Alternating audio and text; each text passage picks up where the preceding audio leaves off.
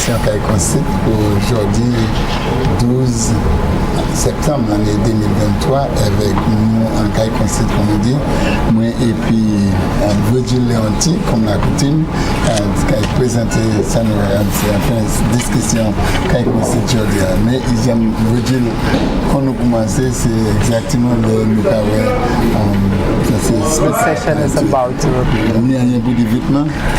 yes, well, welcome again to another live sitting of St. Lucia's Parliament, the third session of the 12th Parliament. We hope you stay tuned with us as we go through the following motions and bills to be presented.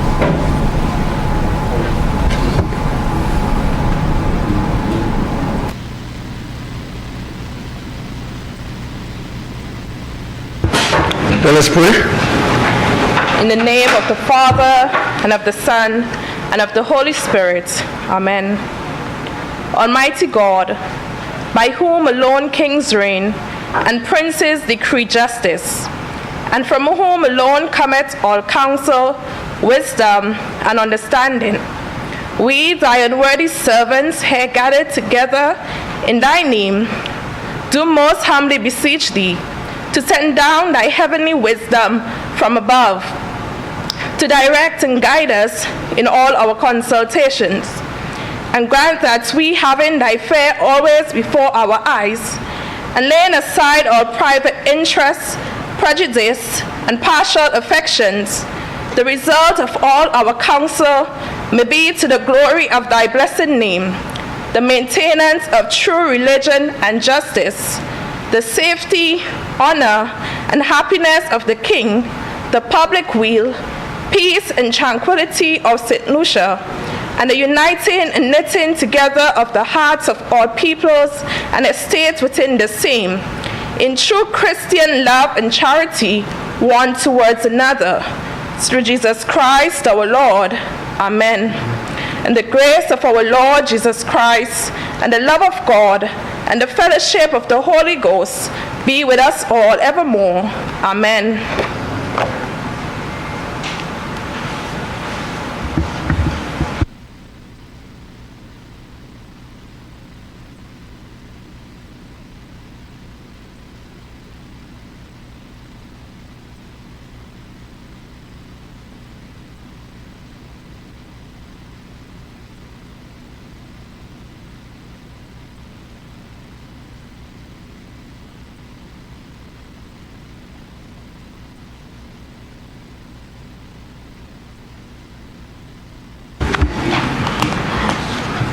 Good morning, members.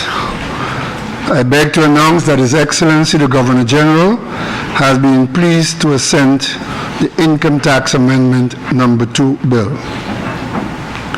I am in receipt of correspondence advising of the absence of the member for Castries South, the member for Ancillary Canaries, the member for Grosley, and the member for Swizzell Saltibus.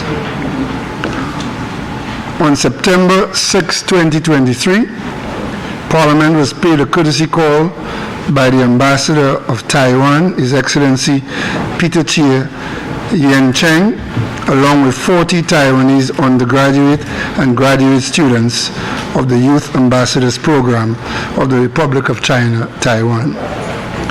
The youth ambassadors were here as part of a cultural exchange, and the theme for this activity was Youth Innovation, Taiwan and St. Lucia Take Action. The aim was to foster a cross-cultural exchange and strengthen the relationship between Taiwan and St. Lucia. Theirs was a very interactive engagement. Members, since last we met, Julian Alfred and Michael Joseph ascended to even higher heights and excelled at the World Games in Budapest.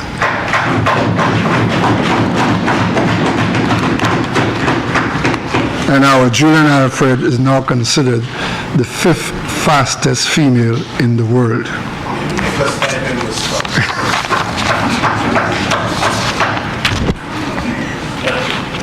Statement from ministers. Minister for Commerce.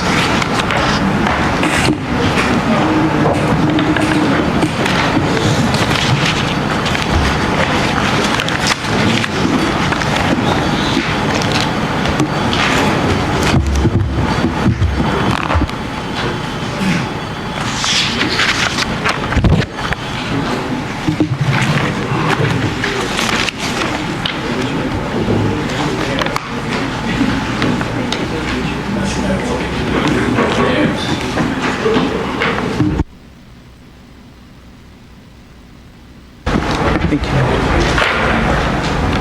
Thank you, Mr. Speaker. Mr. Speaker, this morning my statement is on our cannabis regime to be implemented in St. Lucia. And today I rise to provide an update on the cannabis regime to be implemented in St. Lucia. Mr. Speaker, the path to developing a long-awaited legislative regime and rolling out an industry surrounding it has not been easy.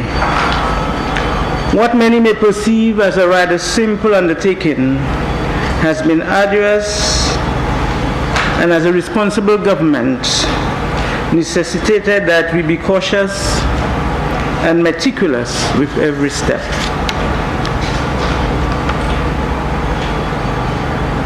Mr. Speaker, I have often said that the only way to eat an elephant is to have one bite at a time. I wish to assure you and the general public that our caution should not be viewed as inaction.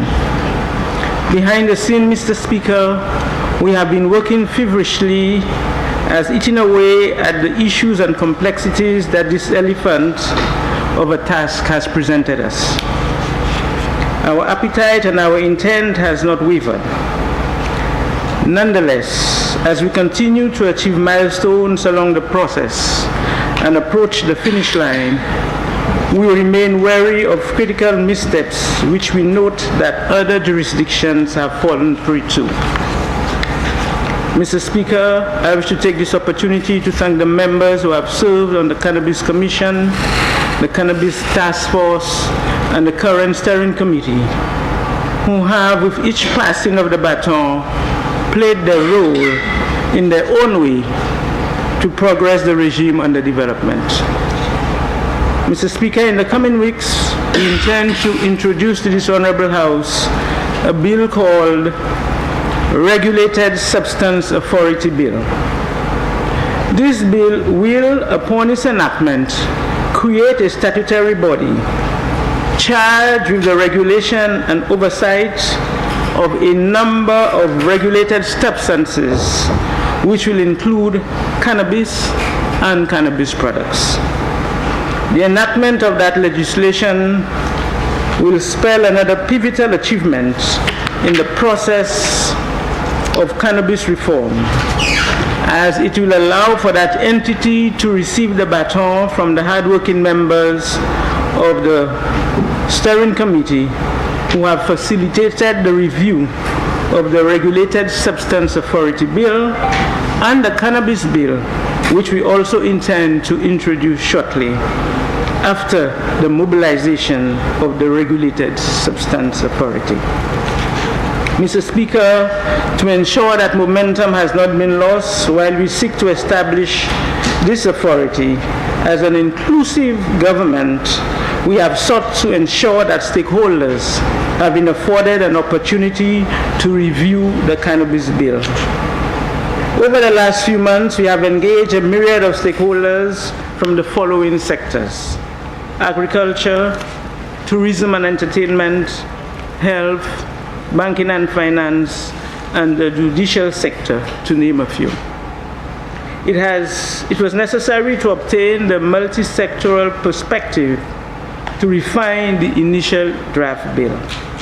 Thereafter, further engagement with stakeholders is planned along the process, and we wish to assure the general public that there will be ample opportunity to dissect the various legislative portions of this regime ahead of its rolling out, and we will be better equipped to answer the questions and quell all fears. So I want to tell the public to look out for the public service announcements and discussions on the various talk shows and forums. Mr. Speaker, appreciating the need for a robust regulatory framework to support the proposed legislation, we have proactively commenced the preparation of regulations for the regime. With the assistance of the Canadian CARICOM Expert Deployment Mechanism out of Canada, we have obtained the services of a consultant to assist in the development of the framework for the regulations. We eagerly await the submission which we expect in the coming weeks. Mr. Speaker, noting as well the need to achieve a unified thinking regarding cannabis and appreciating that many other CARICOM nations have taken steps to revise their position regarding cannabis, I am pleased to inform that this government is currently planning to host a regional cannabis symposium to ensure that matters of concern coming to our attention during stakeholder engagements are adequately ventilated at a regional level. Mr. Speaker, this SLP government, led by our Honorable Prime Minister, Honorable Philip J. Pierre, has been clear in its intent to revise the draconian criminal restrictions surrounding cannabis and has developed robust, modern, inclusive, wholesome, and bespoke industry surrounding the herb. Mr. Speaker, I wish to reference page 16 of the SLP manifesto, wherein we promise the following with respect to cannabis, and I quote, "In dialogue and consultation with health officials, education officials, and advocates for marijuana legislation, we shall develop a medicinal and recreational cannabis industry." End of quote. Mr. Speaker, I wish to confirm that it has been a consultative process and we are well on our way to develop a medicinal and industrial cannabis industry as promised. I wish to encourage stakeholders to embrace opportunities for dialogue when we reach out to them. Mr. Speaker, we further promise, and again I'm quoting from the manifesto, we shall undertake to do the following: provide the necessary resources to create and maintain a sustainable and vibrant market for cannabis regionally and internationally. Mr. Speaker, within this year's budget, an allocation of $500,000 was made for the establishment of the Controlled Substance Regulatory Authority. Again, Mr. Speaker, within the manifesto, and I read again, we shall expunge the records of crimes relating to possession of small quantities of cannabis, as well as we shall decriminalize the use of marijuana, to be followed by its eventual legislation. As indicated earlier, Mr. Speaker, this process is well advanced, and the passage of the Regulatory Substance Authority Bill and the Cannabis Bill will give rise to the eventual legislation. Mr. Speaker, many may have noted the recent formation of the Herbal Cooperative, the THC.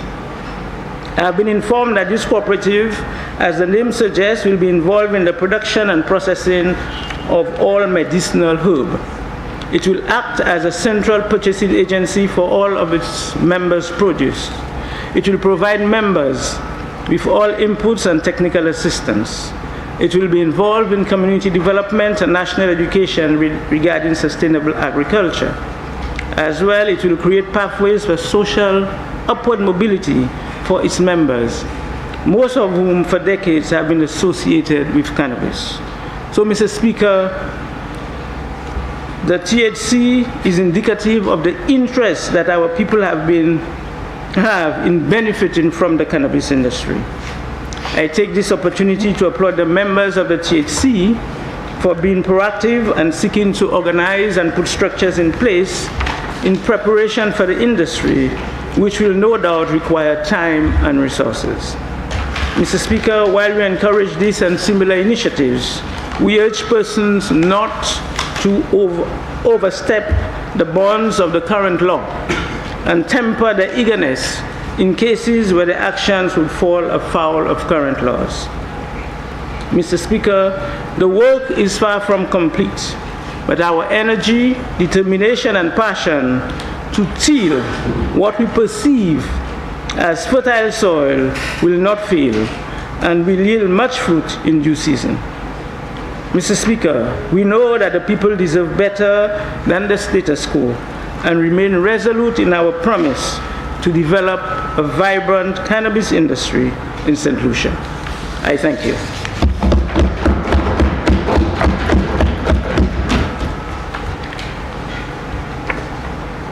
Mr. Speaker, with your permission, I will make a statement on the zero rating of VAT. Mr. Speaker, in early July this year, my government presented to this Honorable House and the entire nation a motion for the zero rating of value-added tax on various items, including sanitary napkins and similar articles, and 2, select building material, namely lumber, cement, galvanized steel, and plywood. The VAT reduction, Mr. Speaker, from 12.5% to 0% took effect from the 2nd of August this year for a period of 2 years. Mr. Speaker, I must point out that it has always been the ethos of my government to seek to alleviate the burden brought over by the ever-increasing cost of living on our populace, even as we are faced with countless repeated external shocks. Our policies have been and will continue to be strategic, targeted, and guided by our mantra of putting people first. For us as a government, Mr. Speaker, this is not merely a catchphrase. It is truly our overarching mission. We also firmly believe that public policy must be rooted in scientific data. And at the Ministry of Commerce, we are intent on achieving this much. Mr. Speaker, the Ministry of Commerce was charged with the responsibility to monitor the administration and effectiveness of these measures, to provide guidance to business community, to facilitate compliance and ensure consumers reap the benefit of the VAT reduction. I wish to present a timely report to the Parliament of St. Lucia based on our findings since the introduction of the zero-rated VAT. Mr. Speaker, we fully anticipated that a 12.5% reduction aimed at improving consumer spending power would have almost immediately been reflected in the reduced cost of these supplies, once all other factors remained constant, including the cost of importing these goods and related inputs. I also made it clear in subsequent interviews with the local media that the government would set about the implementation and enforcement of this new measure collaboratively. The olive branch have been extended. I emphasize that we were not setting any stage for war with the business community, despite our many options for dealing with persistent non-compliance. The reality, Mr. Speaker,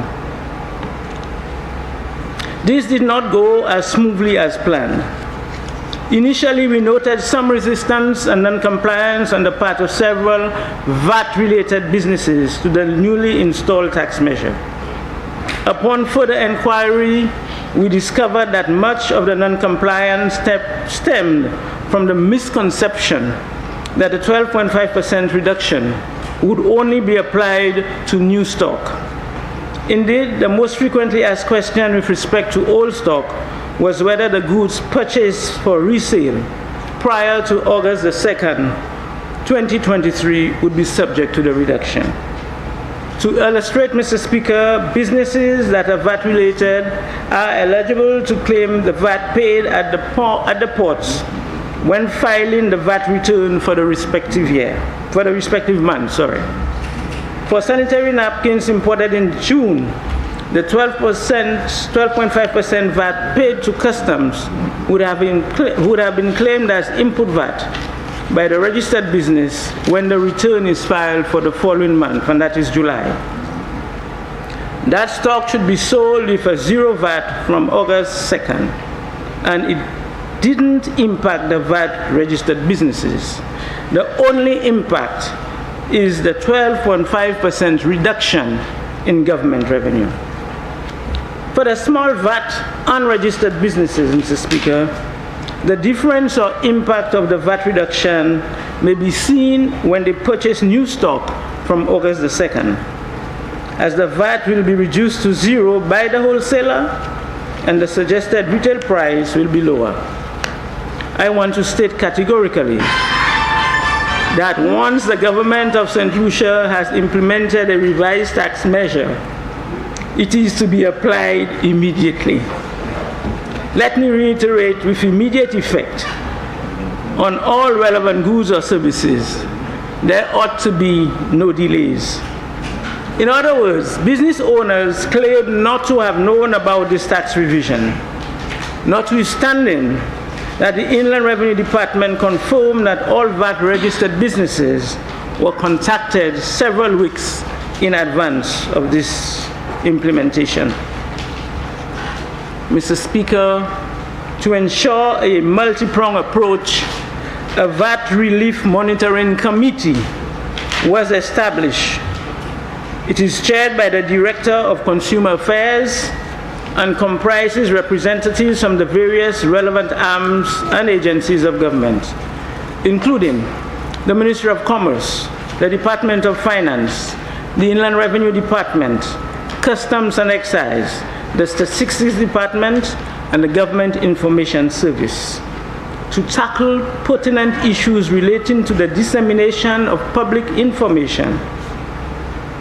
We are fully committed to maintaining this multi-pronged approach to ensure compliance to the new policy measure and to mitigate against any possible speculation and misinformation.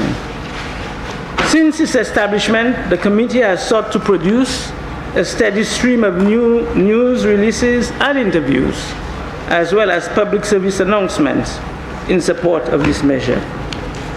More will follow in the coming weeks. In addition, Mr. Speaker, the Department of Finance has deployed additional resources to enhance the monitoring of the prices of these goods. Compliance and observations as it relates to sanitary napkins. In order to assess the effectiveness of this policy measure within the last few weeks, the Ministry of Commerce, through the Consumer Affairs Department, commenced a project to obtain baseline prices of the aforementioned VAT-related products and has been monitoring the importation and retail prices. To be clear, the baseline price and the review are the prices that were in place prior to August the 2nd. Through commercial cooperation, we have been able to obtain this data and have noted with some disappointment non-compliance in certain instances. From our database, which contained most of the VAT-related businesses engaged in the supply of sanitary products, 80% submitted baseline data for analysis. Out of that, only 25% are in compliance, meaning they have implemented the measure and reduced the prices to reflect the VAT reduction. And whereas there has been reduction in some measure, in most cases, the full 12.5% reduction has not been realized. Mr. Speaker, for retailers that are not VAT registered, as indicated earlier, the reduction should be seen when they purchase new stock from August the 2nd, as the VAT will be reduced to zero by the wholesaler and the suggested retail price will be lower. Again, it is worth noting that even among the compliant businesses, the full 12.5% reduction has not been passed on to the consumer. Based on data extrapolated from the analysis conducted by our department, markups on sanitary products range from a whopping 90% to 155%, Mr. Speaker. In light of this, Mr. Speaker, I should point out that my government is considering adding these essential items to the list of price control goods.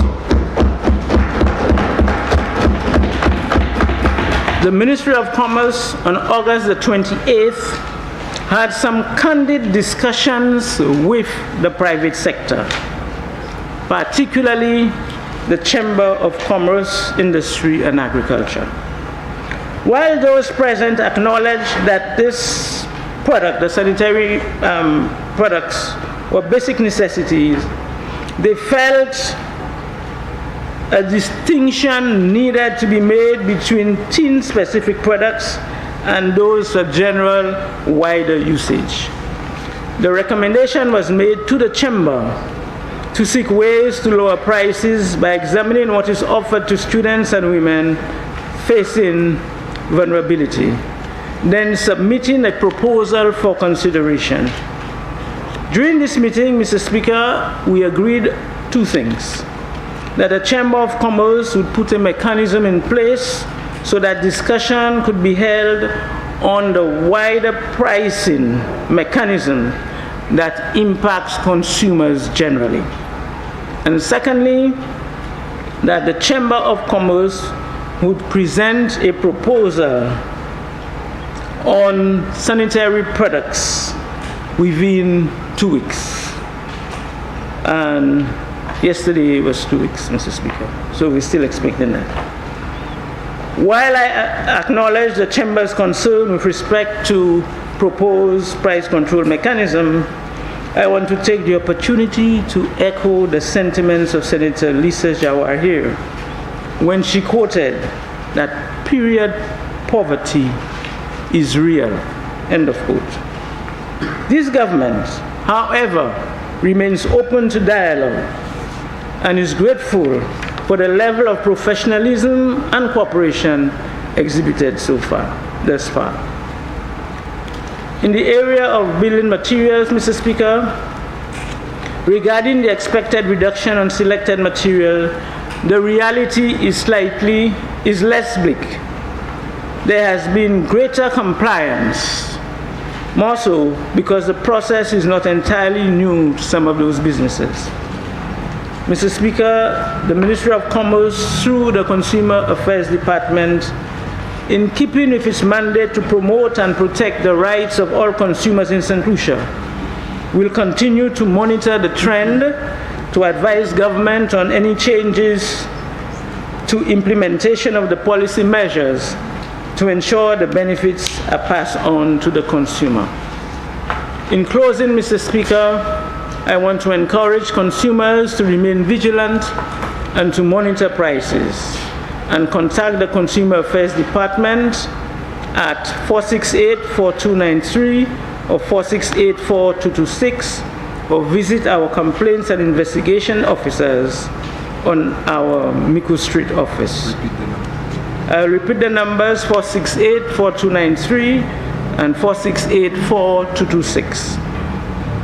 I also want to thank the business owners who have made every effort to comply and who are committed to cooperating with this government during this stage of implementation of this very critical tax measure. We take this opportunity to thank the importers, distributors, and retailers of these supplies for their cooperation to date and look forward to their continued support. The Ministry of Commerce remains committed to providing guidance to the business community to facilitate further compliance and to ensure that our consumers receive relevant and timely information to make informed purchasing decisions. I thank you, Mr. Speaker.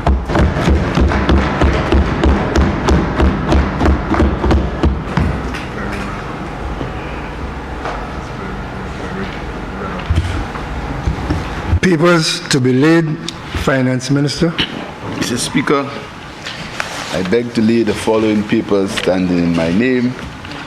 Statutory Instrument number 85 of 2023, Caribbean Court of Justice Agreement Act Commencement Order.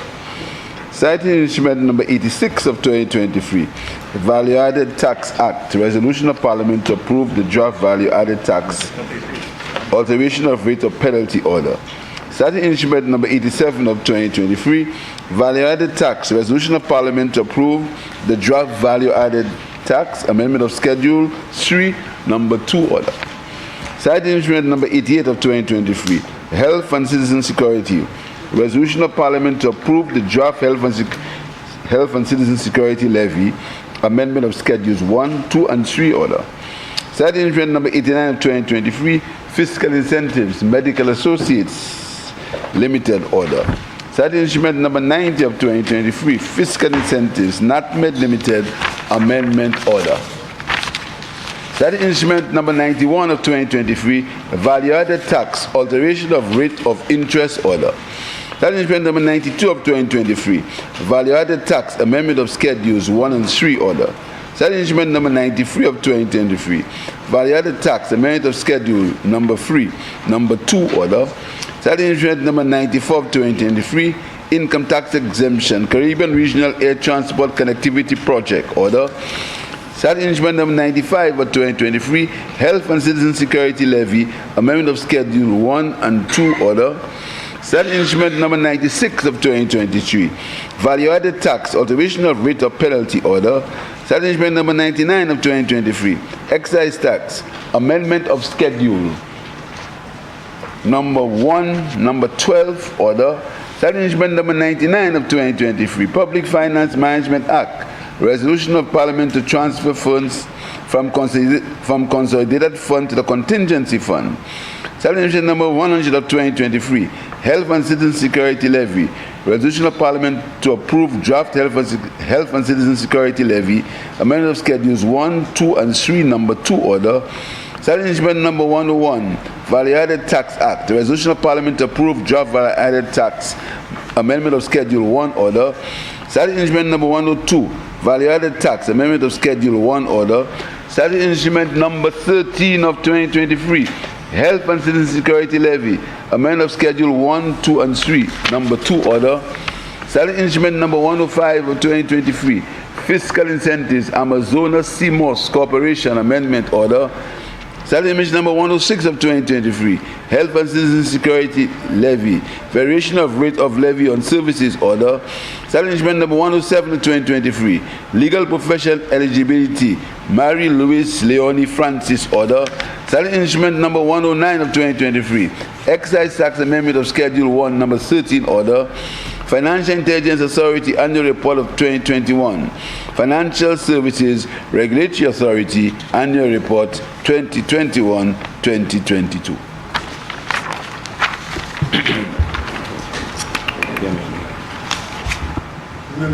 Member for Dennery North.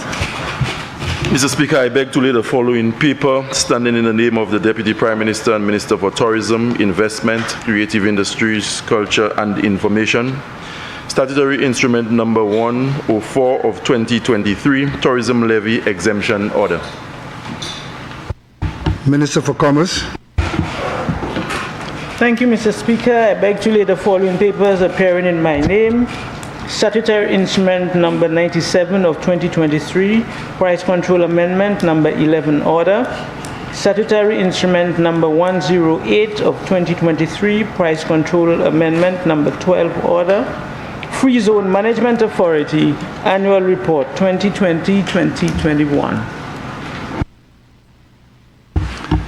Motions, Minister for Finance.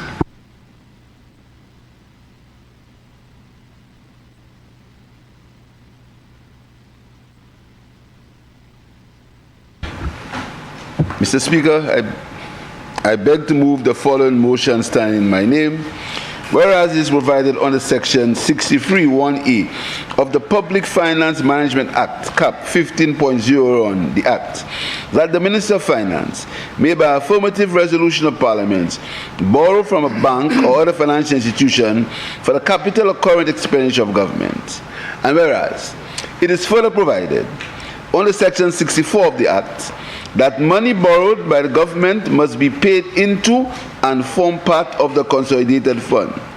And whereas the Minister of Finance considers it necessary to borrow from the Saudi Fund for Development the sum of 281,250,000 Saudi riyals to finance the construction and rehabilitation of St. Jude Hospital project.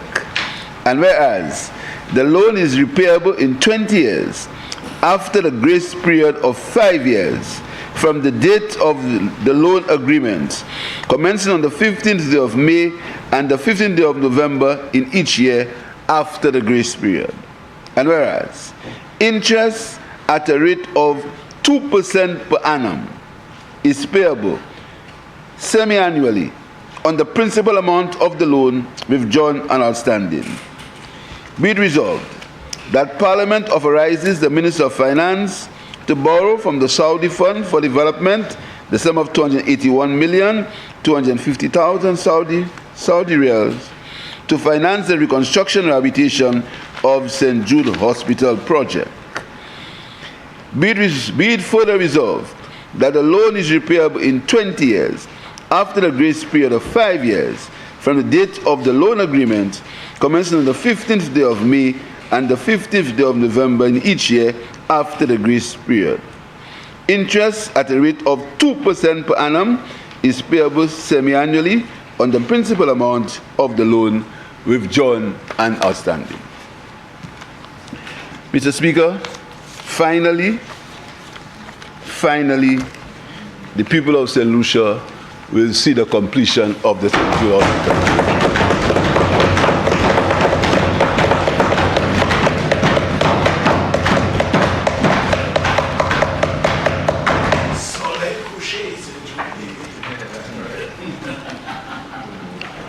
Mr. Speaker, and this resolution, Mr. Speaker, to borrow what is in effect $75 million for the reconstruction, the complete rehabilitation of St. Jude and the rehabilitation of the stadium is coming at a time, Mr. Speaker, when the people of St. Lucia have yearned and have asked that the hospital be completed.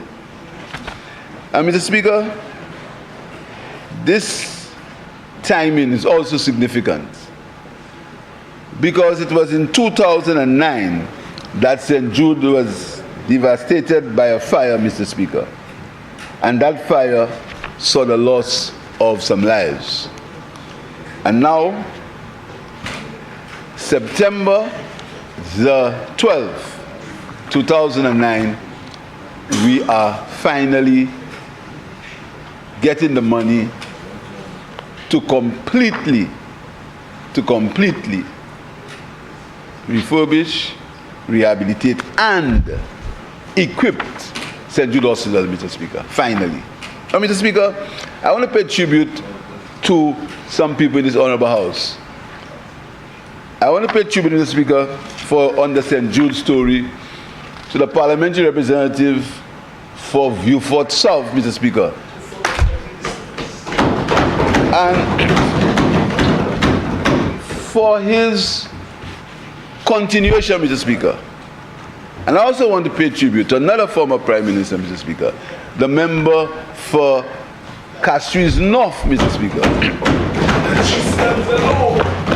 who, Mr. Speaker, on attaining political office in 2016, and 20, in 2007, Mr. Speaker, 2007, and the fire destroyed the hospital in 2009, he began the process of reconstruction of the St. Jude facility, Mr. Speaker. And when the people of St. Lucia made a decision in 2011, which he gladly accepted and understood that the people have a right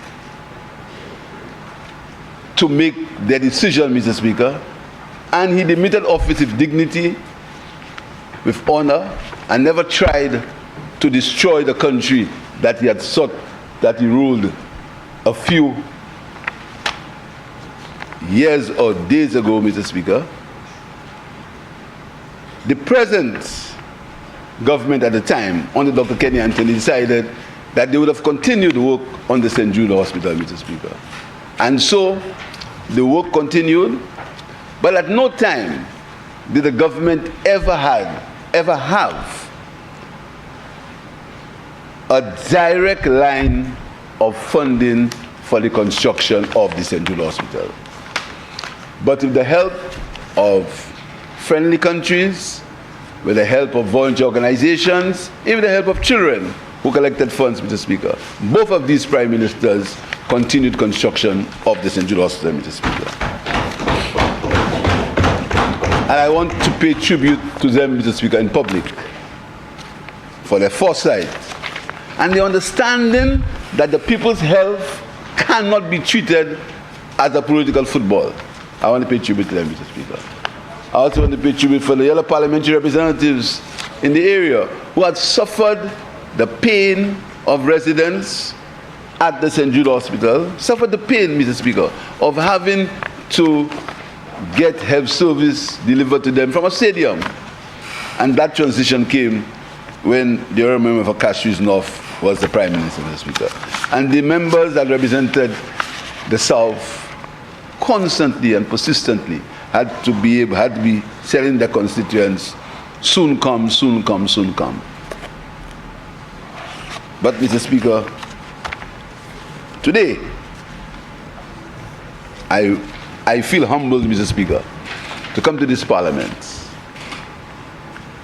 to be able to tell the people of St. Lucia that we found the funding for the St. Jude Hospital.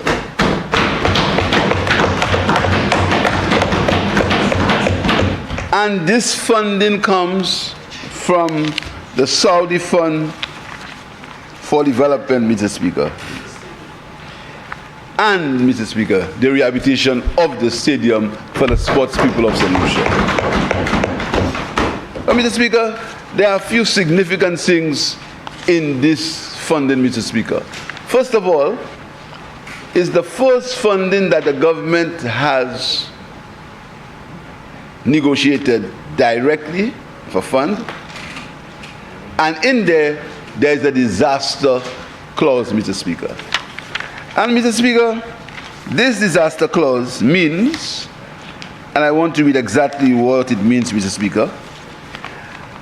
It reads as follows. The borrower may apply for renegotiation on deferring payment of the principal amortization and accrued interest during a period of disaster, which event is confirmed in an event report of the Caribbean Catastrophic Risk Insurance Facility and included in insured coverage of St. Lucia, provided that such event is considered as having a serious adverse effect on the payment ability of the borrower. What that means, Mr. Speaker, is in these times of climate change, Mr. Speaker, and talking about climate change, I want us to spare a thought and a prayer for the people of Morocco, who suffered devastation of an earthquake, Mr. Speaker.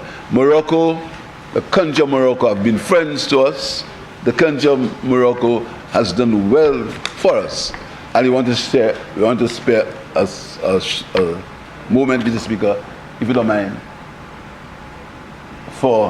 Could we ask the Parliament, Mr. Speaker, to stand for the people of Morocco and the people of Libya, Mr. Speaker.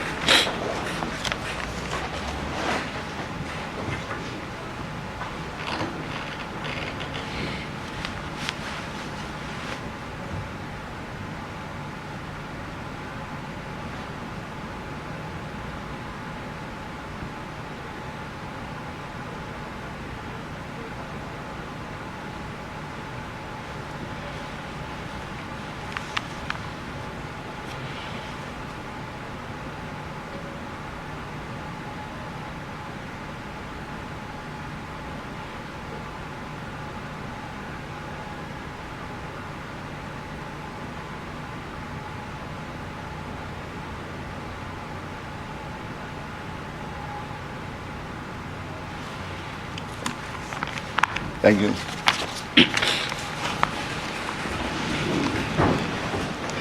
Thank you, Mr. Speaker. Thank you, honorable members. Mr. Speaker, I was saying, and in those times of climate change, Mr. Speaker, when any time, within a few hours, Mr. Speaker, as has been shown in Dominica and in Grenada, Mr. Speaker, and in St. Lucia, although we were fortunate in that it wasn't as destructive as Dominica, Hurricane Thomas, and the Christmas Eve storm, that the entire economy, the entire GDP of the country can be wiped off. And what is significant, Mr. Speaker, is after these events, we still had to pay our loans. And this is why the world is searching for a new developmental and loan paradigm where there can be some clause that deals with the vulnerability of our islands. So instead of using the traditional gross national income to measure the strength of an economy, we'll use a multi-vulnerability index that will build into it resilience for disasters, Mr. Speaker. So I'm very pleased to tell you that the government has been able to negotiate a disaster clause, Mr. Speaker, in this agreement with the Saudis for the rehabilitation of St. Jude Hospital and the stadium, Mr. Speaker. Mr. Speaker, as I said, this funding will rehabilitate the entire hospital. And that is continuing the work that has started, Mr. Speaker. Because, Mr. Speaker, when I invite you to visit the St. Jude Hospital, Mr. Speaker, the original structure, you will see for yourself, Mr. Speaker, that the level of work that has been done in this hospital, Mr. Speaker, by a St. Lucian contractor is commendable, Mr. Speaker. You will see that the hospital is ready, or the buildings are ready, to receive the mechanical, the engineering, and plumbing fixtures, Mr. Speaker. That is what's happening in this hospital. And when rain falls, Mr. Speaker, there is no leak. When rain falls, Mr. Speaker, there is no flooding inside, Mr. Speaker. When rain falls, Mr. Speaker, there is no need to seal windows, Mr. Speaker, because what we have is a structure that there's been absolutely no document that is available, no authentic document that's available that says that this structure could not have continued as a hospital, Mr. Speaker.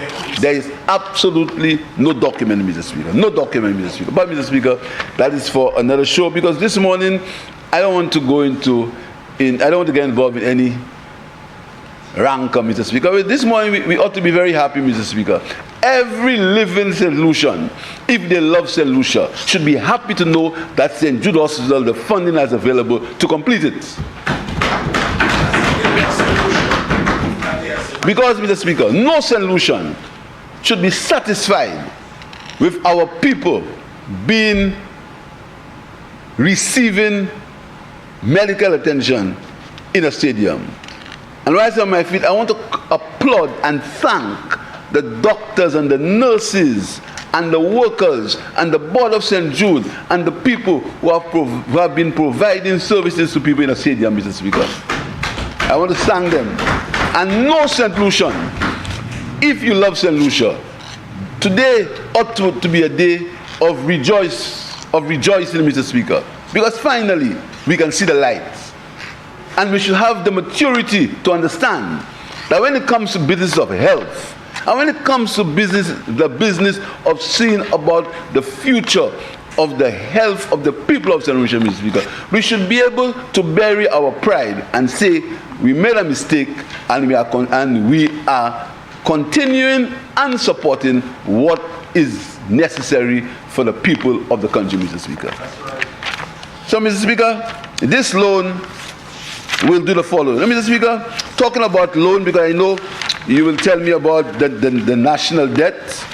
This loan, Mr. Speaker, is for about 202 million EC dollars, or 4.3% of the national debt, Mr. Speaker.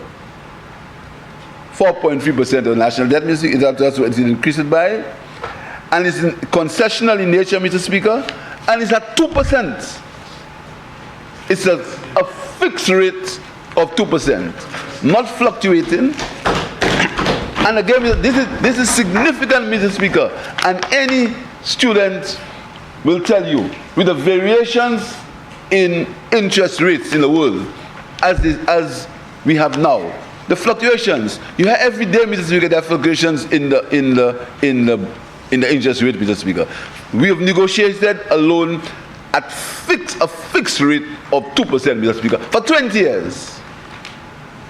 A fixed rate of 2% for 20 years with a 5-year grace period, Mr. Speaker. In these times of fluctuating loan interest, Mr. Speaker, and I dare say increasing loan interest, Mr. Speaker. This is what we've been able to negotiate for the people of St. Lucia, Mr. Speaker. Exactly. So, Mr. Speaker, this loan will do the following, Mr. Speaker. It will rehabilitate the entire hospital, Mr. Speaker. The entire hospital. That means, Mr. Speaker, that the East Wing, the surgical wing, the West Wing, the laundry maintenance building, the dialysis building, the psychotherapy building, the volunteers' quarters, even the chapel, yes, Mr. Speaker, the isolation and contamination building, and the South Wing, Mr. Speaker, what the Mayor of Beaufort South calls the box, will be preserved and will be allowed, will be used at a latter moment, a latter time, Mr. Speaker, will be preserved. Because you see, if we will not leave the box for rats or for bush or for bats, even though our position is that the box was a waste of time, because this government respects and understands that when money is spent, it doesn't come from our pockets, it comes from the pockets of the taxpayers of St. Lucia, Mr. Speaker, or from the taxpayers of different countries. So we will not allow it to decay and to allow bush and rats and bats and cows and destroy 2 buildings. Or to break it down like they broke down the building. We will preserve it. We'll preserve it, Mr. Speaker, for future use. We'll preserve it, even though we do not agree with it, but we'll preserve it, Mr. Speaker. That is how we'll operate, Mr. Speaker, as far as is concerned, Mr. Speaker. Further, Mr. Speaker, this loan, Mr. Speaker, will provide for the hospital all the necessary state-of-the-art technology and equipment that is needed, Mr. Speaker, including security arrangements, etc., Mr. Speaker. And talking about security arrangements, the first thing we did, Mr. Speaker, is we fenced the hospital compound. How can you have a medical facility and the compound is not fenced? The first thing we did, Mr. Speaker, is to fence it, Mr. Speaker. So, Mr. Speaker, this loan will provide all the medical equipment and furniture. Mr. Speaker, and you know, this is not the time for that, but at some point, Mr. Speaker, the story will be told of the wastage that has taken place in St. Lucia as far as St. Jude is concerned, Mr. Speaker.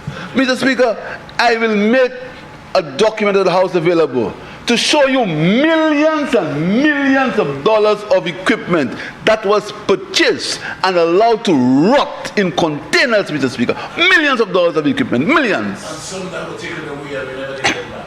We will bring Mr. Speaker. Not now. And Mr. Speaker, the information is available, because what this government did, we allowed people who were working in the system. We didn't bring anybody else. We didn't fire anybody. And I want to tell you, Mr. Speaker, some of these officials are great civil servants, but they were misguided.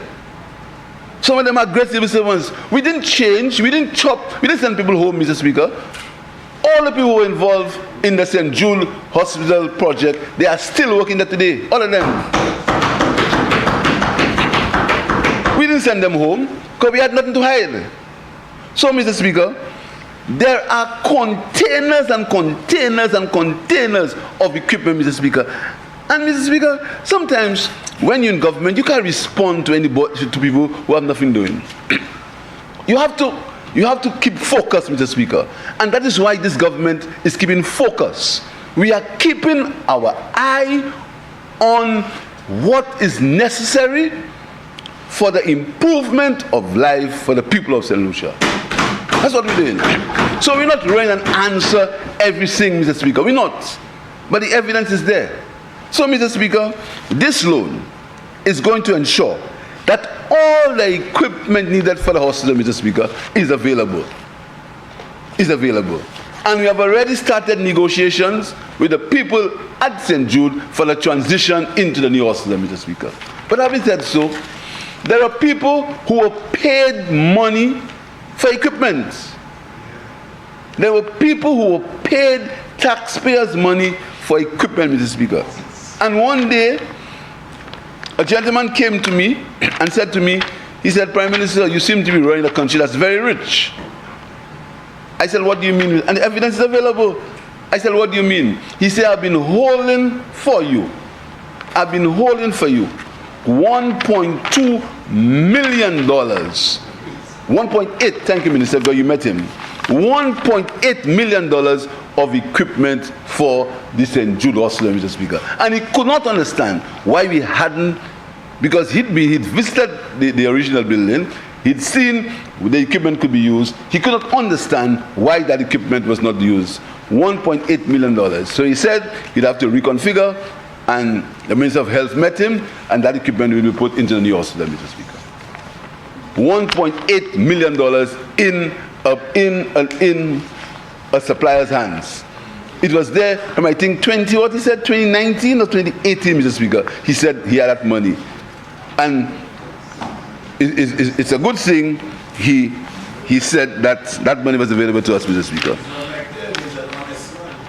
So, Mr. Speaker, we are also going to rehabilitate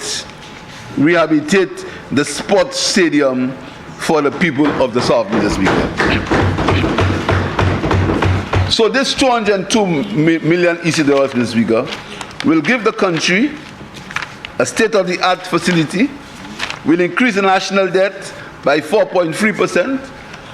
But when it comes to the people's health, Mr. Speaker, we cannot look at what it increased the national debt by, because the health of the nation is the most important, Mr. Speaker, and you can have no economy if the people are not healthy. So we make no apologies for increasing the national debt by 4.3% to fund a hospital that is needed by the people of St. Lucia, Mr. Speaker.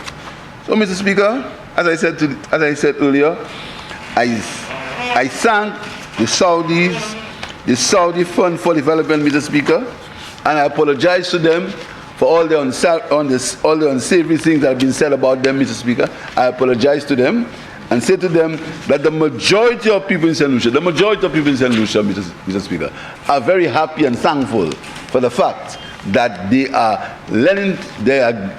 providing to the people of St. Lucia a loan at 2% interest with a disaster clause, 5 years grace, and to be paid in 20 years, Mr. Speaker.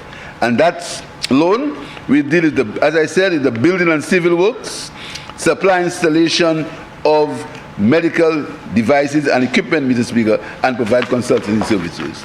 And further, Mr. Speaker, the loan will ensure the loan is up to, it has an expiry date, is up to 2028. Up to 2028. It has an expiry date. So we can use it between now and 2028. Up to 2028, Mr. Speaker. So, Mr. What will happen between that time and that time is up to you to think of, Mr. Speaker. But I can tell you that I'm very, it's one of the happiest days of my parliamentary of my parliamentary journey, Mr. Speaker, to stand in this honorable house with a group of men and women of like mind, of like purpose, and say to the people of St. Lucia that we have the money when the process is complete to completely and finally make St. Jude Hospital available to the public of St. Lucia and the people of South in particular. I thank you, Mr. Speaker.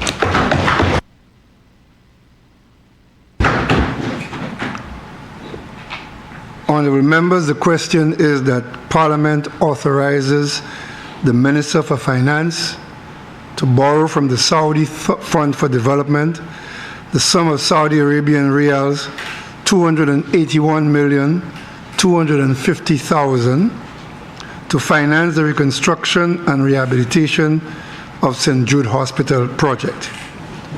And be it further resolved that A, the loan is repayable in 20 years after the grace period of 5 years from the date of the loan agreement commencing on the 15th day of May and the 15th day of November in each year after the grace period. And B, interest at a rate of 2% per annum is payable semi-annually on the principal amount of the loan withdrawn and outstanding.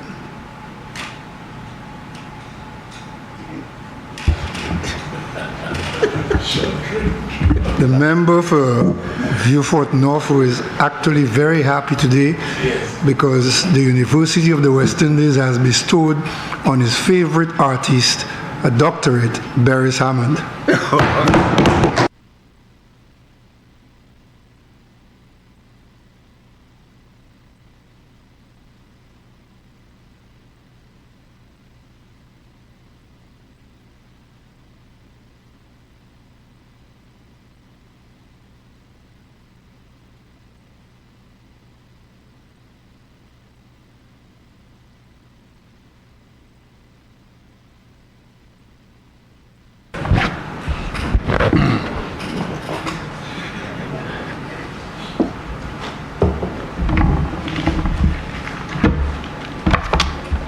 Thank you very much, Mr. Speaker. Indeed, all of my close friends know that Beres, whenever I hear Beres, I go into another dimension.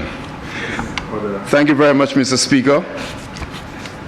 Let me at this time join the Prime Minister and to say how pleased I am, Mr. Speaker, to see this resolution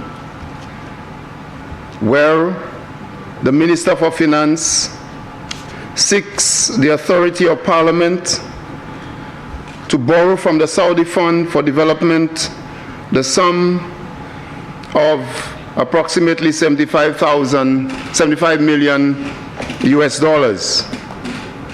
Mr. Speaker, greetings to colleagues. And it's important to understand, Mr. Speaker, what we are here to do. We are here, Mr. Speaker, to seek the authority of Parliament to borrow money to complete the St. Jude Hospital rehabilitation project. And this money, Mr. Speaker, will also rehabilitate the George Odlum National Stadium. Avant moi aller plus loin, Mr. Speaker, il est important pour nous savoir pour qui ça nous ici aujourd'hui. Nous ici aujourd'hui pour joindre autorité Parlement pour prêter l'argent sorti hors gouvernement Saudi Fund for Development, gouvernement Saudi Arabia, pour nous financer projet St. Jude et puis pour ranger stadium là à Vieux-Fort. Mr. Speaker, it's important because the anniversary of the St. Jude fire was just a few days ago, the 14th year since many people suffered, some died, and this is significant. I stand in solidarity, Mr. Speaker, with the families who continue to suffer. The families of those who died, the family of Mr. Sudin, the family of Mr. Jabatis, and the family of Monas Vijay, These families from Bellevue, Vigier, and Pierrot continue to suffer.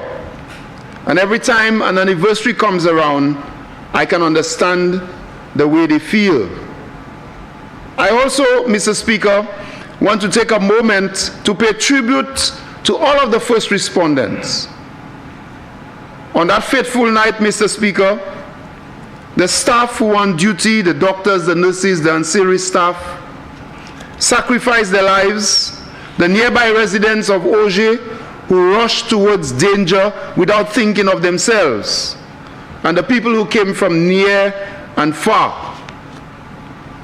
While it is unacceptable, Mr. Speaker, that 14 years have passed by, we must never forget the sacrifices of all those involved. We must recall their selflessness every year and pay tribute to the remarkable show of patriotism which St. Lucians showed on that night. 14 years is not a long time. It is a long time because we have not completed the project, but it is no time for us to forget. St. Lucians are passionate about the St. Jude Hospital, Mr. Speaker. St. Lucians have shown by their actions that St. Jude continues to be high on the list of priorities. And St. Lucians continue to indicate very forcefully their wish for the St. Jude Hospital project to be completed. Complete the St. Jude Hospital, Mr. Speaker. That is what St. Lucians want, so that the patients and staff can be removed from the George Odlum National Stadium as soon as possible, Mr. Speaker.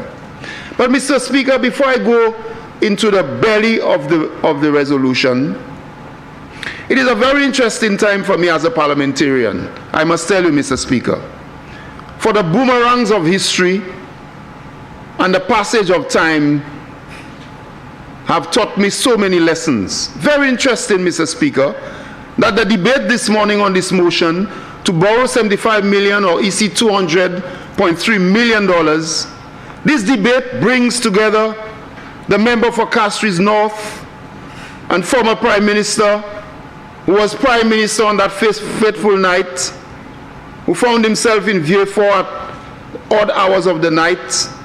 It brings together the former Prime Minister, the member for Vieux-Fort South. It also brings together another former Prime Minister, a member for Micoud South, and the current Prime Minister, the member for Castries East. It's very interesting, Mr. Speaker, that all of these people are in the Parliament today. History and the passage of time, Mr. Speaker, has a way of giving you some very interesting playbacks. What, Mr. Speaker, you play in your mind, and you look at each other in the eye, and together you say, what a day for all of us together to work in this Parliament to deliver the People's Hospital, Mr. Speaker. What a day.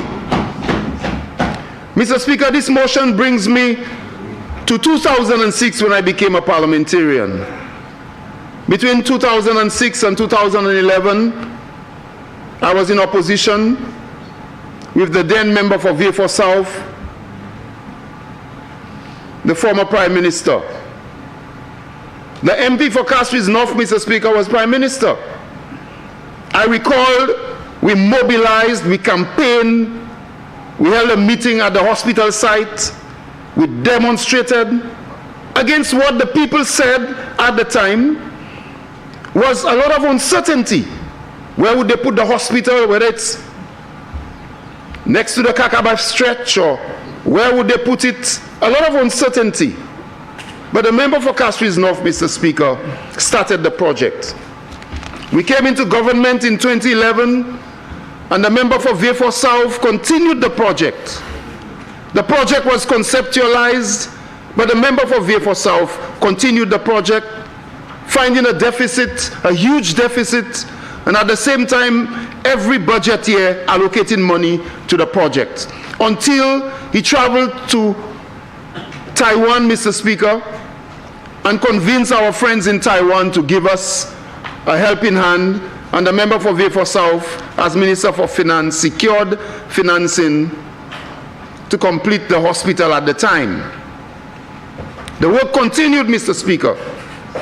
Most of the managers, as the member for Castries East and Prime Minister said a while ago, kept the work going. The work accelerated by 2016. However, the hospital was not completed before the end of our term in office. The people felt, Mr. Speaker, that despite what we campaigned on, we did not complete the hospital. And despite everything we said, the hospital was an important project, and the improvement of conditions at St. Jude took center stage for them, and we were booted out of office. And so, Mr. Speaker, despite the valiant efforts of the member for Vieux Fort South, who continued the project, and everything was in place, the incoming government of 2016 to 2021 changed course, and instead of completing the project, they stopped the project for 3 years. This resolution, Mr. Speaker, speaks to this history and how we are going to cure the imperfections which preceded this government. Again, the people decided, Mr. Speaker, that the last government, headed by the member for Miku South, did not deserve to preside over the further construction or breaking down of St. Jude anymore. And so, Mr. Speaker, they ushered in this government to do the work for them. It's very important, as I look at this resolution, Mr. Speaker, to chart out this history so that none of us inside of there, and the Prime Minister has said it over and over again, that nobody inside of there should play politics with the St. Jude Hospital reconstruction project. Because the people have demonstrated over and over again that they will not have it. And so woe be unto any politician who comes in here and tries to play politics with the completion of the St. Jude Hospital project. But there are things you never foresee, Mr. Speaker. In life, each of us have certain very strong views on political positions. And like you, Mr. Speaker, and every single colleague around the table, every single one of you has a very strong political view. And Mr. Speaker, I hold some very, very strong views. But for me, Mr. Speaker, there are things I never saw coming. Can you imagine today this resolution will be debated by the member for Castries North, and where the member for Castries North is sitting today, Mr. Speaker? We are debating this resolution on St. Jude, and he was Prime Minister when the reconstruction started. He started it. Can you imagine that, Mr. Speaker? And for students of history, after today will be a very important day in this Parliament, Mr. Speaker. And I never saw this one coming. And I have some very strong political views. Can you imagine the boomerangs of history, what they do to your mind and to your positions sometimes? Sometimes you bend and you twist. If you believe, Mr. Speaker, that certain things at this time are in the best interest of the country. So this resolution, Mr. Speaker, brings in the Member of Parliament for Castries North. A member who some years ago I stood at the St. Jude Hospital site, and if words could do what tools could do, Mr. Speaker, at the time I would have skinned him. Because, Mr. Speaker, this St. Jude Hospital project is so close to the hearts of so many people. But when you have 3 constituents who perish in that fire, Mr. Speaker, people whom you knew, people whom you spoke to, you know the families, you have gone to their homes and you eat with them. And it's not like you hear of somebody who passed away. You actually know these people. Mr. Sudin, he always sat under his bread nut tree. He had a big bread nut tree at his house at Vigier, and a very huge volcanic stone. And he was a philosopher of some sorts. always speaking about philosophy and history of the Labour Party and what he's been through with his old pickup van. I speak like this, Mr. Speaker, for this resolution because the matter of St. Jude is not just about bricks and mortar and galvanize. And that is why the last government, Mr. Speaker, did not understand the passion of the people where St. Jude is concerned. They felt that you could have taken a backhoe and just mash up a building because they believe that that's not the way to go and they can just do it. There are passions there. It's not just about brick and mortar. So this resolution, Mr. Speaker, evokes emotions. No respect for our resources. And why didn't history, Mr. Speaker, tell me about the member for Castries Central? The member for Castries Central, again, it's interesting today that the member for Castries Central is sitting on this side. And I've crossed many swords made of words with the member for Castries Central. Not again.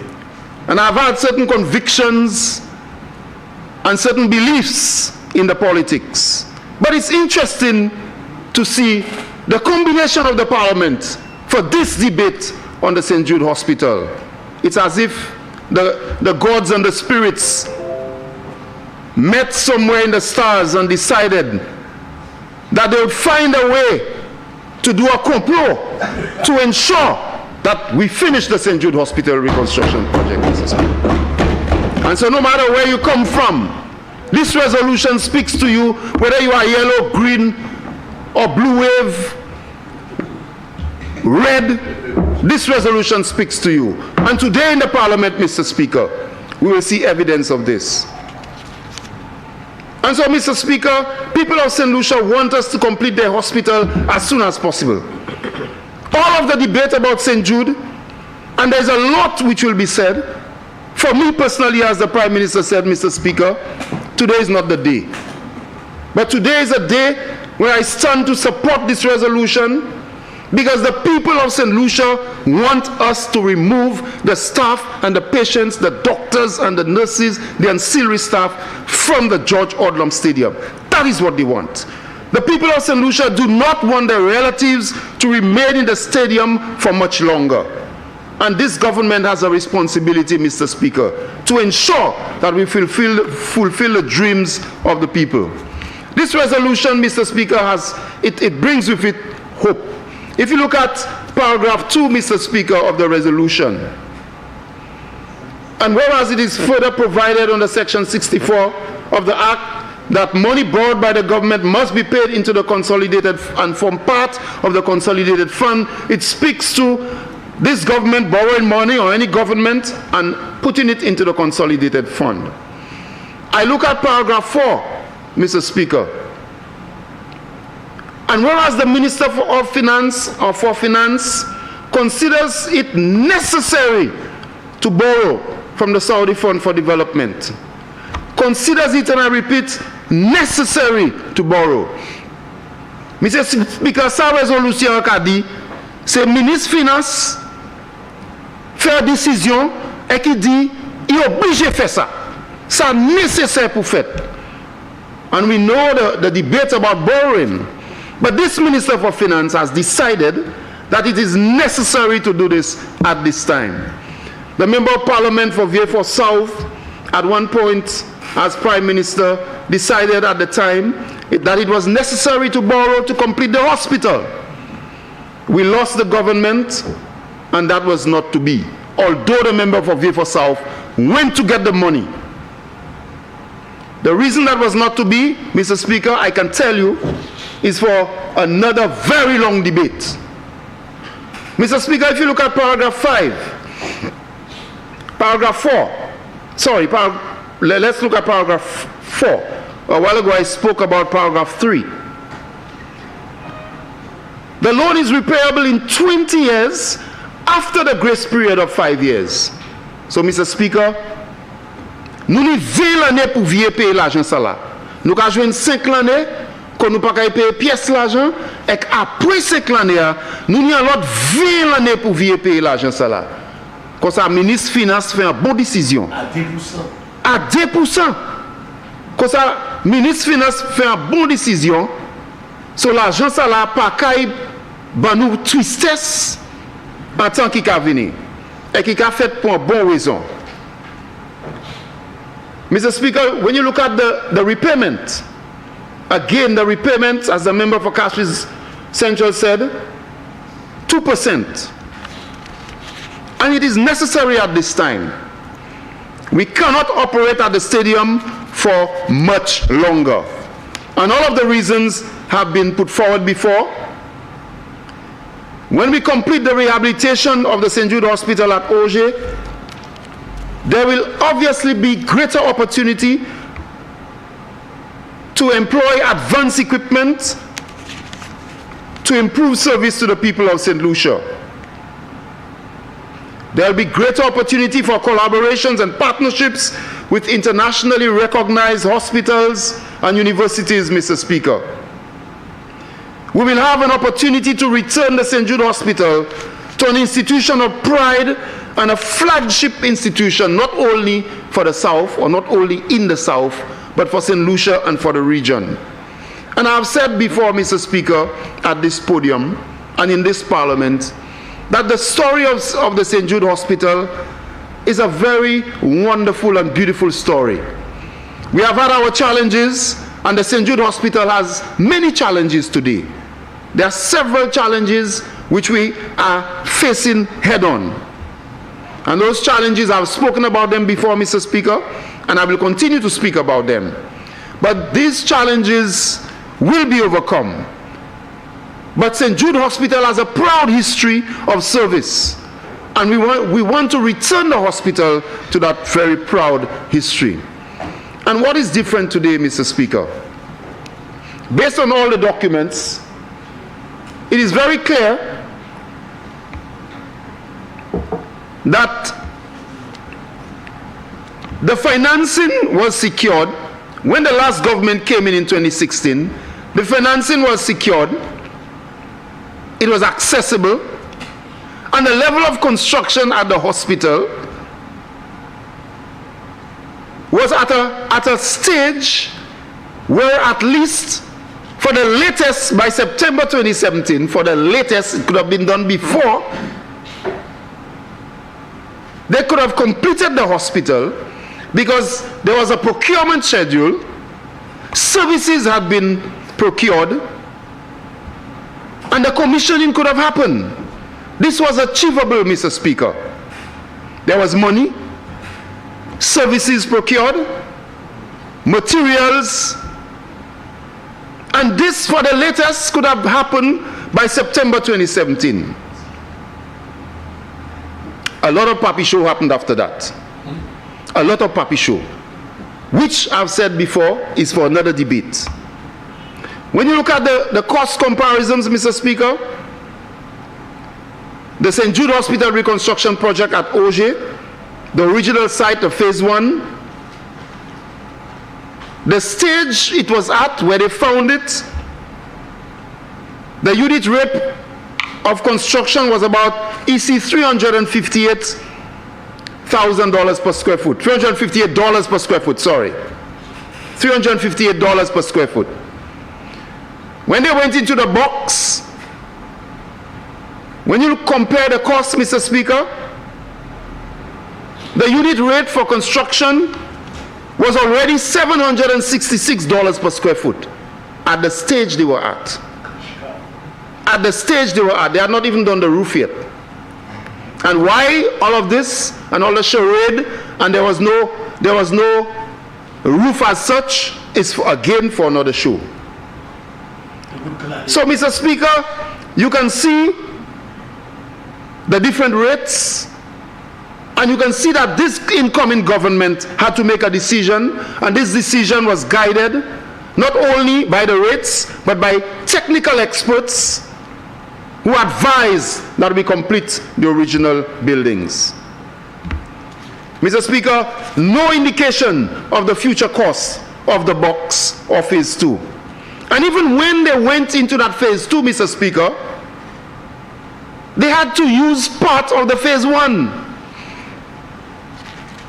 Again, Mr. Speaker, I will save the meat of all of this for the next debate. But just to tell you that when this government looked at everything and the advice of the technical experts, the Prime Minister made a decision and said, we cannot finance this hospital by budgetary allocations every year, or else we may not finish. Let me reach out to a friendly government to see how we can get a loan to finance the rest of the construction. Mr. Speaker, the three sources of finance, and since we are talking about financing, this resolution is about financing, Mr. Speaker, I just want to remind honorable members and the general public of a few things, which I'm sure you have heard about already. But I think it's important within the context of this debate. The three sources of finance, Mr. Speaker: the US $10 million from the Export-Import Bank of the Republic of China, Taiwan, the Exim Bank. Another US $20 million loan from the Exim Bank in 2020. And the first loan, you'll recall that I've said the member for Vieux-Fort South worked very hard to ensure that we had the money at the time. But the third source of financing, local counterpart funds approved for the project in the annual estimates over the years. And I indicated to you, if you go to Hansard, Mr. Speaker, I indicated to you the challenges that the former Minister of Finance and member for Vieux-Fort South, former Prime Minister, had when we got into government in 2011 with the deficit and the decisions which led him to the Export-Import Bank to ensure that there was financing. And he never, his government, I was part of the government, the member for Castries East, the member for Dennery North, the member for Labrie, the member for Soufrière. We were part of that government.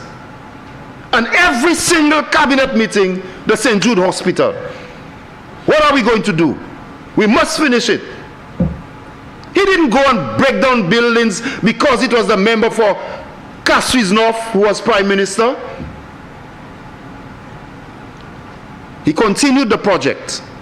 And so you see now the financing. And now, Mr. Speaker, we have loan financing to complete the project. This loan seeks to ensure that the project does not suffer from a lack of financing, Mr. Speaker, as we move full speed ahead to complete and to deliver the hospital to the people of St. Lucia. Meanwhile, Mr. Speaker, we know that the conditions at the stadium are not ideal. They have never been ideal, and they can never be ideal for a hospital. The Prime Minister and Member of Parliament for Castries East spoke about it earlier. But then you'll say, Mr. Speaker, well, you are a 2-year-old government. Even though you are working on the rehabilitation of the hospital, what have you done? And I will not spend time today, Mr. Speaker, to tell you everything we have done, but just to say that we are concerned not only about the rehabilitation of the hospital and the completion of the project, but we are also concerned about the conditions at the stadium currently. We have been concerned from the time we came into government, and not only concerned, we have expended resources to ensure that the canopies were removed, these glass canopies removed and replaced. We are ensuring even now, if you go to the hospital, to the stadium, you will see an operation which has been in place for a few months to remove all of the metal, the metal purlines and the joints on the roof of the stadium. All of that is happening now. All the chairs which flew around during hurricanes or storms, we have removed all of these, and this work is ongoing. We have made efforts to block some of the joints where water seeps into the rooms and so on. We have purchased new equipment, anesthesiology machines, X-ray machines, heart monitors, and almost every 3 months, you see it in the media and on Facebook. We work with the hospital to ensure that they get new equipment, new supplies, but there's a lot of work to be done. This place, Mr. Speaker, needs a lot of attention, but we are doing as much as we can to make the situation better while we work on the rehabilitation of the St. Jude Hospital at Auger. So we are doing all of this. The transitioning of the hospital, Mr. Speaker. So while this resolution speaks to the construction and so on, the transitioning is very important. The St. Jude Hospital has a transitioning team, and they have activated that. The review team suggested to the government that we get expertise from Pan American Health Organization or other expertise to help us to transition from the stadium to the site at Auger, and we have done so. We have an expert from the Pan American Health Organization who is working with us. This expert has come to St. Lucia a number of times, and this expert is working with us to transition the hospital from the stadium to the site at Auger. You're not paying $2 million a month. No, we are not. We are not at all. We have a project steering committee, Mr. Speaker, headed by Mr. Michael Willius, and they are meeting to ensure that we move things along as we should. Mr. Speaker, I want to say something. I am very thankful to the Minister for Finance, very thankful that the Minister has included the Ministry of Health in the decision making as we move ahead to complete the hospital. The Ministry of Health, Mr. Speaker, has representatives on the committee, and Mr. Speaker, we have engaged the doctors and nurses. They have done a walkthrough, and the issues that were highlighted, the doctors and the nurses, Mr. Speaker, have indicated what changes they want to see, and we have involved them in the process moving forward. So I want to thank the Prime Minister for involving the ministry, and this reconstruction project, Mr. Speaker, is not a one-man, know-it-all project. No one minister or anybody goes down to the site and decides which building to break down and which tractor to use to break down buildings, Mr. Speaker. We are doing this together, and we are going to achieve our objectives, Mr. Speaker. Je veux dire, Mr. Speaker, que l'argent salaire qui nous a prêté est important parce qu'avant, les membres du Parlement viennent pour South, le Premier ministre, il était allé acheter l'argent pour finir l'hôpital là. Avec tout rapport nous avons, quand vous tuez, les membres du Parlement viennent pour South, le Premier ministre. L'argent qui était là, il était allé à Taïwan acheter l'argent prêté pour finir l'hôpital là. Avec l'artisanat contrat pour équipement, l'artisanat contrat pour service, et l'artisanat contrat pour finir l'hôpital là. Mais nous perdons l'élection avec l'autre gouvernement croisé en tout. Gouvernement croisé. Ils ont croisé building, ils ont du bout de l'hôpital là, Mr. Speaker, avec à présent, ils ont allé, ils ont fait un autre building qui a boîte, il pas ni fétaille. Il y a des chauffeurs qui ont créé fétaille. Et là, nous gardons, c'est quand pour finir, go break ça là. Nous avons été pour nous trop l'argent, export de nous pour finir l'hôpital là qui est en Auger. Mais c'est important pour nous savoir que là, il y a trois différentes manières que le gouvernement a dépensé l'argent pour finir l'hôpital ça là. Mon Parlement vient pour ça aller Taïwan. Ils jouent 10 millions de dollars américains. L'autre gouvernement a venu 20 millions de dollars. 20 millions de dollars américains. L'autre gouvernement a tué. Ils ont allé acheter l'argent Taïwan aussi. Avec tous les années, nous allons mettre l'argent en budget. Comme ça, nous allons, si nous continuons, quand on mettre l'argent en budget pour finir l'hôpital là, peut-être nous allons tomber en faillite. Comme ça, Premier ministre, membre Parlement Kasui, il se fait, il allait prêter l'argent sorti Saudi Arabia pour nous finir l'hôpital là. Il est important pour nous savoir, Mr. Speaker, qui pas du temps nous avons fait ça, nous avons aidé la situation en stadium là. Moun qui a dans l'hôpital là kaywe, là on te ka tué à l'hôpital là bon emergency avec l'autre façade là la tenir gros bagay glace, c'est glace là te ka tomber, chaque lè nous a tiré ça, nous a metté en neuf. Là ni chaque équipement nous a gagné by l'hôpital Saint Jude. Anesthesiology machine, ça veut dire là on ka faire l'opération, yo ka mettre bagay néo bagay pour dormir, nous gagné ça neuf. X-ray machine, heart monitors, et combien l'autre équipement. Nous aussi, quand aider l'hôpital là, pour manger cette bagaille, pas du temps, nous avons fini l'hôpital là en OG. Aussi, l'année bagaille là, nous avons créé transition plan. Ça veut dire, là, nous fini, l'année manière pour tirer mon docteur nurse dans l'hôpital avec météo dans l'autre hôpital neuf. Nous avons travaillé ça. Nous avons un expert qui sorti PAHO, Pan American Health Organization, qui a aidé nous. Et nous pas payer millions de dollars pour ça. Aussi, Mr. Speaker, nous avons parlé avec ces gens qui n'y ont 1,8 million de dollars cette lycéen. Et qui n'ont pas de une pièce gouvernement. Et le Premier ministre là, d'où ça, là, joigné, mettez là, nous avons en fonction comme même Parlement vient faire souder là aussi. Et bien, ils disent, nous, l'équipement là, nous pas attendre, nous pas attendre gouvernement, nous pas attendre rien. So, ça nous dit aussi, parler avec Saint Jude, nous faisons joindre avec Jean Saint Jude, avec ça, nous fait nous.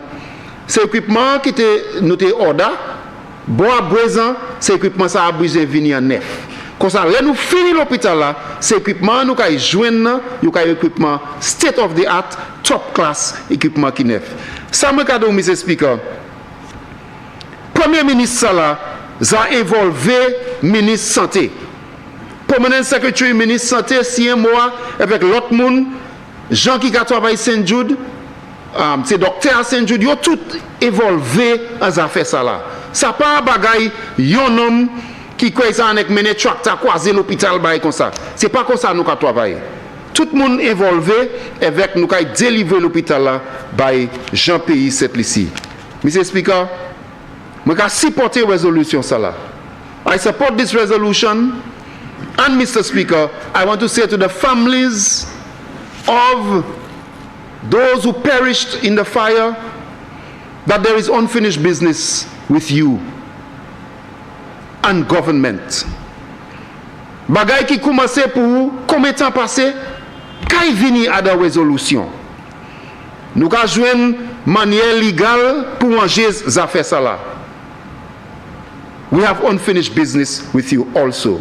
So, Mr. Speaker, as a member of Parliament for Vieux Fort South, I stand proud today. But the real day, Vieux Fort North, as a member of Parliament for Vieux Fort North, I love Vieux Fort South too, you know. As a member of Parliament for Vieux Fort North, you should say as the next Prime Minister. Mr. Speaker, I am not only proud, but it's really a humbling experience.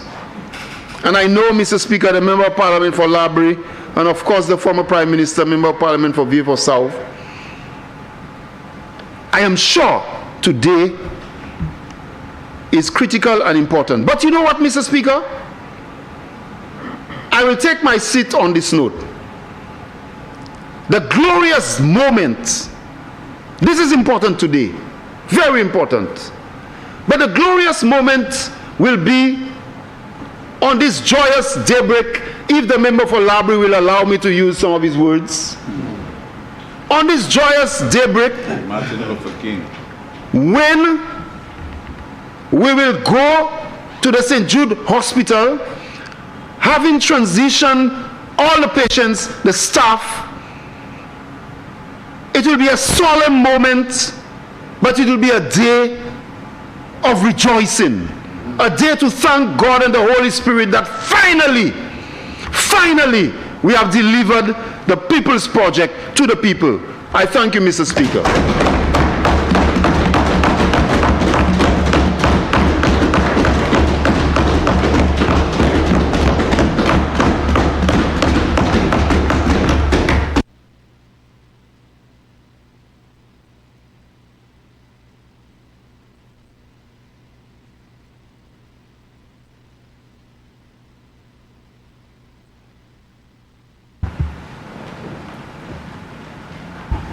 The member for Micoud South.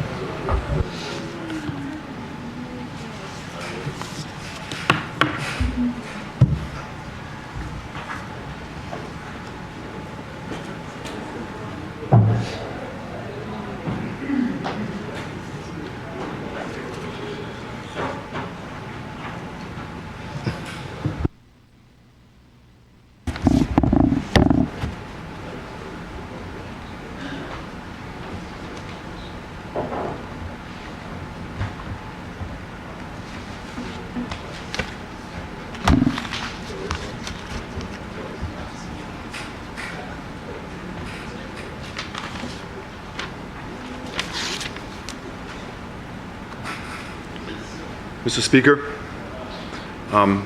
hopefully you'll give me the opportunity to just highlight some individuals from my constituency that have recently passed. You all have probably heard of the very sad situation in front of the Micoud police station, where an individual was attacked by somebody from behind.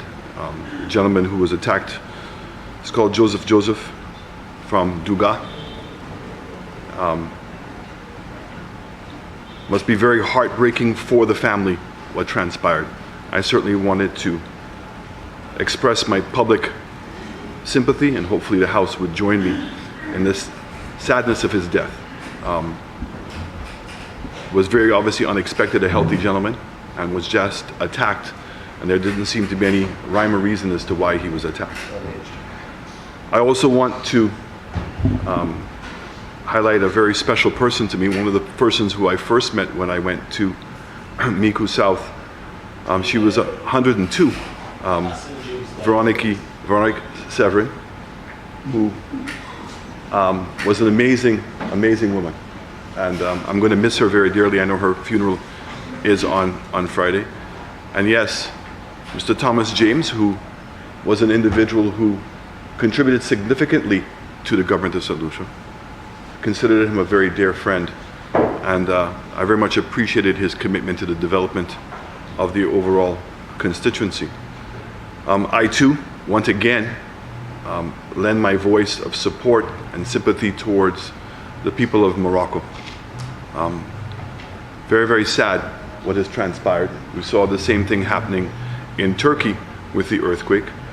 At the last count, I believe that we're certainly surpassing 2,500 people who have perished so far, and there are many more that are probably going to perish in that. And again, Morocco has been a very good friend, as the Prime Minister has indicated to us, both in terms of the fertilizer support that they've given to our farmers for many years, the scholarships, and I was very happy to hear that none of the students that were in Morocco were affected by this, but obviously they probably are a bit traumatized. So again, my sympathies go out to the people of Morocco, and certainly I very much appreciate the support the government has given, hopefully to the students, our students that are over there. And I really wish Morocco well in its recovery. Mr. Speaker, this bill, very interesting bill, in that the motion, thank you, the Saudi fund is making available to the government of St. Lucia $75 million. It should be also known that the same sum of monies have been made available to several, if not all, of the CARICOM countries as well. And I very much appreciate the Saudis' interest in the Caribbean and their expansion on the international scene, and I think this is very worthwhile coming. I'm also very grateful, I'm sure the member from Beaufort South would also be grateful that, unlike some of the other development agencies that have insisted that this money go through the CDB process, that they seem to be allowing the government to negotiate with them on a bilateral basis. And I think that that's very, very, very good. There's an old saying, Mr. Speaker, I wish it was not really an old saying, it was something that became very, very famous in the murder case with O.J. Simpson. I think we remember when Cochran stood up and he said, if the glove doesn't fit, you must acquit. And I would say to you that that's where we are in many ways, Mr. Speaker. You know, today is a good day, but it's a day that's worth of some reflection. I've sat back and I've listened to two contributions in the House who continue to seem to perpetuate a story that certainly the facts don't rise to those statements. And that's why, if the glove doesn't fit, you must acquit. If the evidence is not there to support and substantiate the allegations, you cannot make them. So, Mr. Speaker, I would like to take the opportunity. I'd like to take this opportunity, Mr. Speaker. Member for Castries Central, please allow the member to make his contribution. That this situation clearly started after the fire. And the initial decision that was made by the then Stevenson King administration was to repair the damaged theater that was burnt, and also to take the time to fix up some of the existing buildings, but certainly not to really expand the overall services that were being provided. And to move the persons back from the stadium as quickly as possible.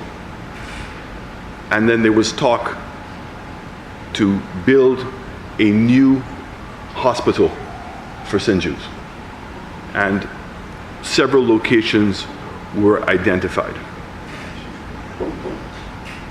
Work commenced about a year before the elections, and members on the opposite side have continued to allege then that when they came into office, that works had only been 30% completed. Although there were claims by then Stevenson King and our administration that works had been almost 80% completed and could have been finished. Okay. So you can go back in history and look. So, Mr. Speaker, the then Prime Minister, and I will then go through it when he came in, Dr. Anthony, was faced with the dilemma as to, do I continue to work on this particular project or to proceed on building a new hospital? And I believe that they would have done the analysis, hopefully, to look at all the different locations, and the decision was made to continue and expand the existing St. Jude's. That's the decision that was made. And when you look at the, and I'll get to it, the exit report of Shanta King, one will discover the reason why many people do not go in an attempt to refurbish old buildings. And I want us to remember, when we speak about old, the St. Jude's building is 80 years old, Mr. Speaker. 1942 is when that building was first opened. 80 years old, 81. So the Prime Minister decided, and we have the Shanta King report, Mr. Speaker, and if we go to page 4 of the Shanta King report, we see what was in the mindset at that time. And it said the goal of the project initiated was to rebuild St. Jude Hospital to reinstate the core and ancillary health services previously offered to the public in keeping with the government's health sector objectives, and expanded where necessary. The design was expected to produce an effective and efficient healthcare facility according to the modern day requirements. So it was to take the burnt down building and to try to modernize it as much as possible, but the intention was not to expand it at all. The initial policy decision in April of 2010, Prime Minister Honorable Stevenson King, and that's why it's so great that we have these things documented. We don't really have to go back and debate and question what's right and what's wrong. It's documented. And now that it's historical, the government of St. Lucia initially took a decision to develop a two-pronged approach to the implementation of the St. Lucia, the St. Jude Hospital reconstruction project. A, short-term solution.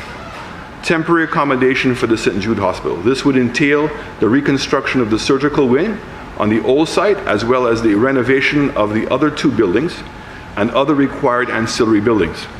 The facilities would be made fully functional to allow St. Jude Hospital to relocate from the stadium and operate until the new facility is built on the new site. In black and white. About my words, that's exactly what the intention was.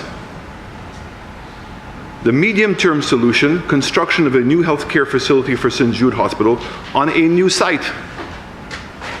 This would entail the planning, design, and construction of a new 90-bed healthcare facility for St. Jude Hospital at a new site at Beausejour, in the vicinity of George Odlum Stadium and future site of the National University.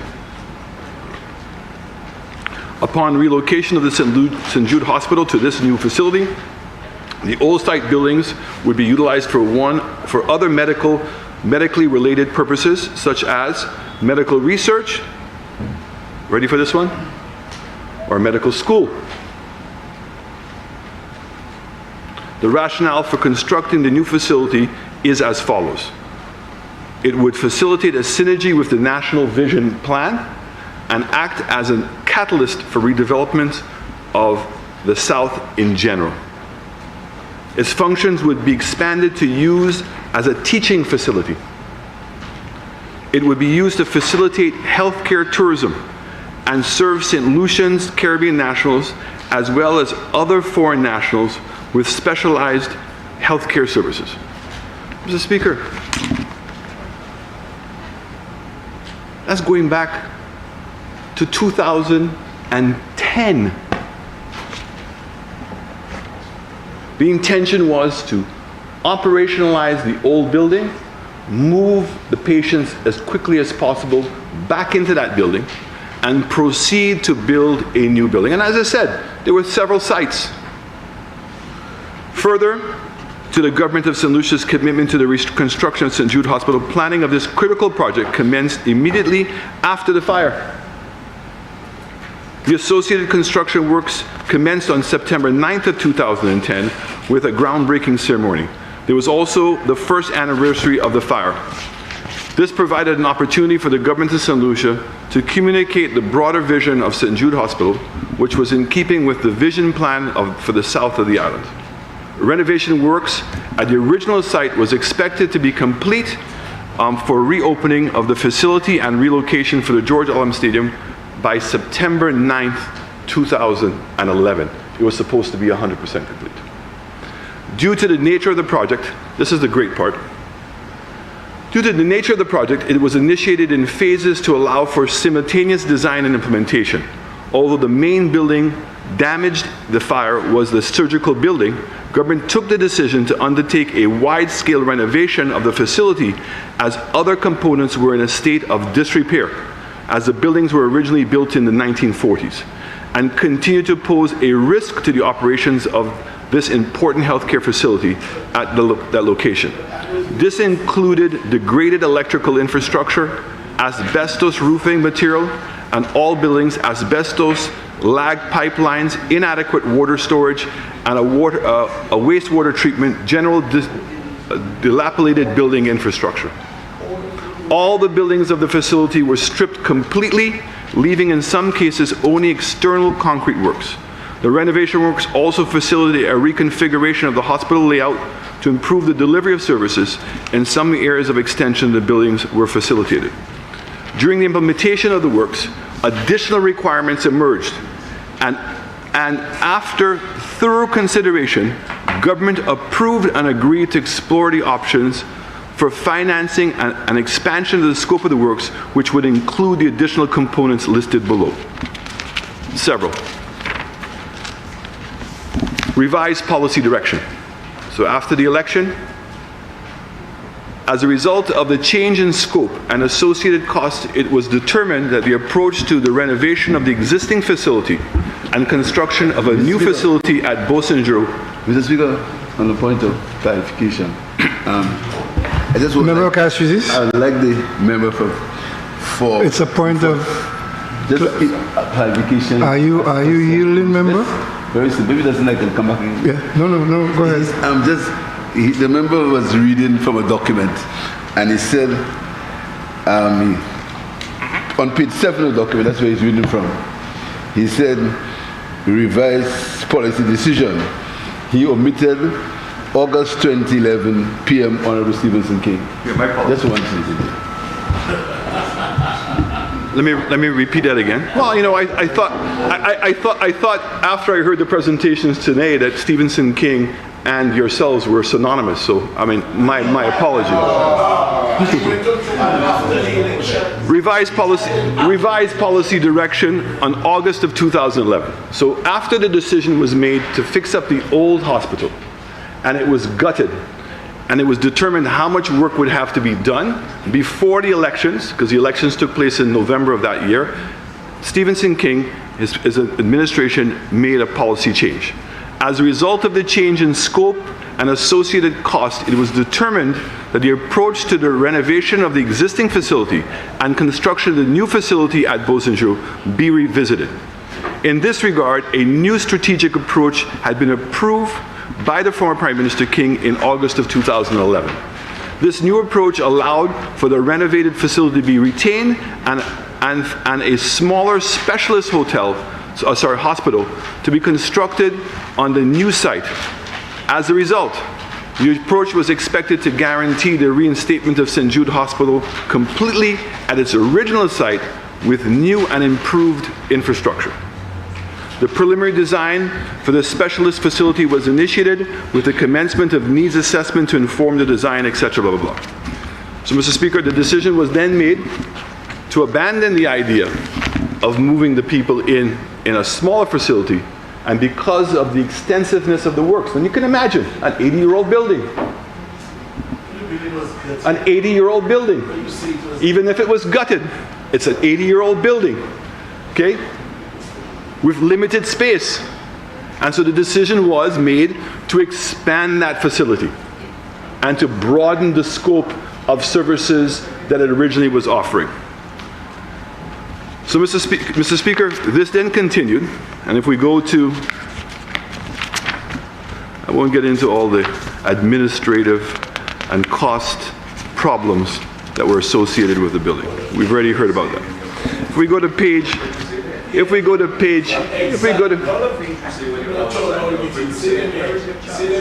Speaker, I'm not going to have enough time. Are you going to give me more time? Are you going to give me more time? Are you going to give me more time? Anyway. Mr. Speaker, the Shanta King report, and I will get to it. The total project expenditure when the new administration came in for the 5 years, and they continued the program of expanding the hospital and decided to expand it even further. So to take the special technical hospital and actually make it now the real hospital, a new modern hospital, is what the intention was. And so in the 5 years, Mr. Speaker, including the 2 years with Minister King, the total project expenditure as of July 31st, 2016 was $98,451,000. But that did not include bills that were still outstanding and had not been processed. We now know in the report that that amount came to $130 million was spent on the building. Yes, $130 million is what had been spent on the building. Okay? The project costs consist of payment of invoices and certificates from the contractors. Mr. Speaker, if we now go to page 18, Mr. Speaker, issues, challenges, and constraints. So again, I think that this summarizes many of the things that are detailed. Member for Castro Central. Mr. Speaker, on a point of order, I sit here and I'm trying desperately to contain myself and to listen to the contribution for the member from the member for Miku South. But Mr. Speaker, he continues to mislead the House. he indicated that the Shanta King's report said that the original St. Jude cost X amount. And he goes on to say, we now know that it cost 130 million. What is the source of his information? That is misleading the House, Mr. Speaker. How is that misleading the House? Because he referred to the Shanta King's report initially, indicated what the tabulated amount was, and then goes on to say, we. No, he also said that figure did not include some outstanding bills. Yes, but Mr. Speaker, he must... That is not misleading the House. Well, Mr. Speaker, he must give the source of the information at the very least. But I understand that, but the lack of the source of information cannot amount to misleading the House. Well, if you so rule, Mr. Speaker, I have to accede to your ruling. But can you ask the member to make the source of his information available to members of the House? Very well. Mr. Speaker. Mr. Speaker, on a point of order. Member for Castries North. The member for Miku South indicated that up to the time of my leadership as Prime Minister, the expenditure was 98,451,346. No, I think he said to the 31st of July, 2016. Okay. So again, just to help my colleague, Mr. Speaker, if I can, I didn't read it, but I'll go ahead and read it. It says, please note that all expenditure for all financial years confirmed by the PMU and the Accounts Department. However, Accounts Department confirmation is pending for financial year 2016-2017 for a period ending in July 31st, 2016. And the report that speaks to the additional amount of monies was both in the FDL report as well as in your own report that was written, I think, over a year ago, a year and a half ago. So, Mr. Speaker, this part is very important. So we've heard today, financial resources, number one, this is on page 18, financial resources not available at the commencement of the project to facilitate the vision articulated in the policy direction. And everybody's admitted to that. And we get that. And so having this loan now is a welcome opportunity to start afresh. You know that you're going to have the resources to complete the project. But that was not the case in 2011. And was not the case all the way through until 2016. Project was initiated as a result of an emergency and did not go through the normal project development cycle of similar projects, which is historically 5 to 10 year period to physical implementation. And I think that we all understand that. There was a fire, there was need for a hospital.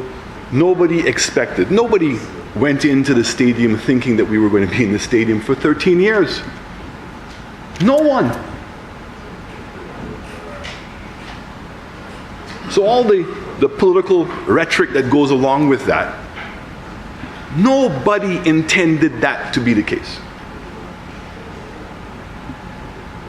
And the PMU admitted that they were working in what we call parallel. Trying to find money, trying to work on a design, and trying to expedite the project as fast as possible. That's what the PMU unit was trying to do. Minister, we can disagree we can agree to disagree.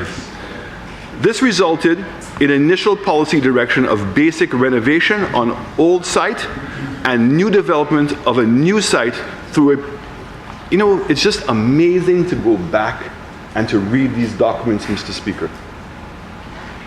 Because we've allowed the politics of the situation to cloud everybody's minds and to suggest, Mr. Speaker, that there was some devious movement afoot. This is 2016, written by Shanta King. This resulted in the initial policy direction of basic renovation of an old site and new development on new site through a public-private partnership. The International Finance Corporation of the World Bank was engaged to work with the government to facilitate the financing and implementation of a new facility.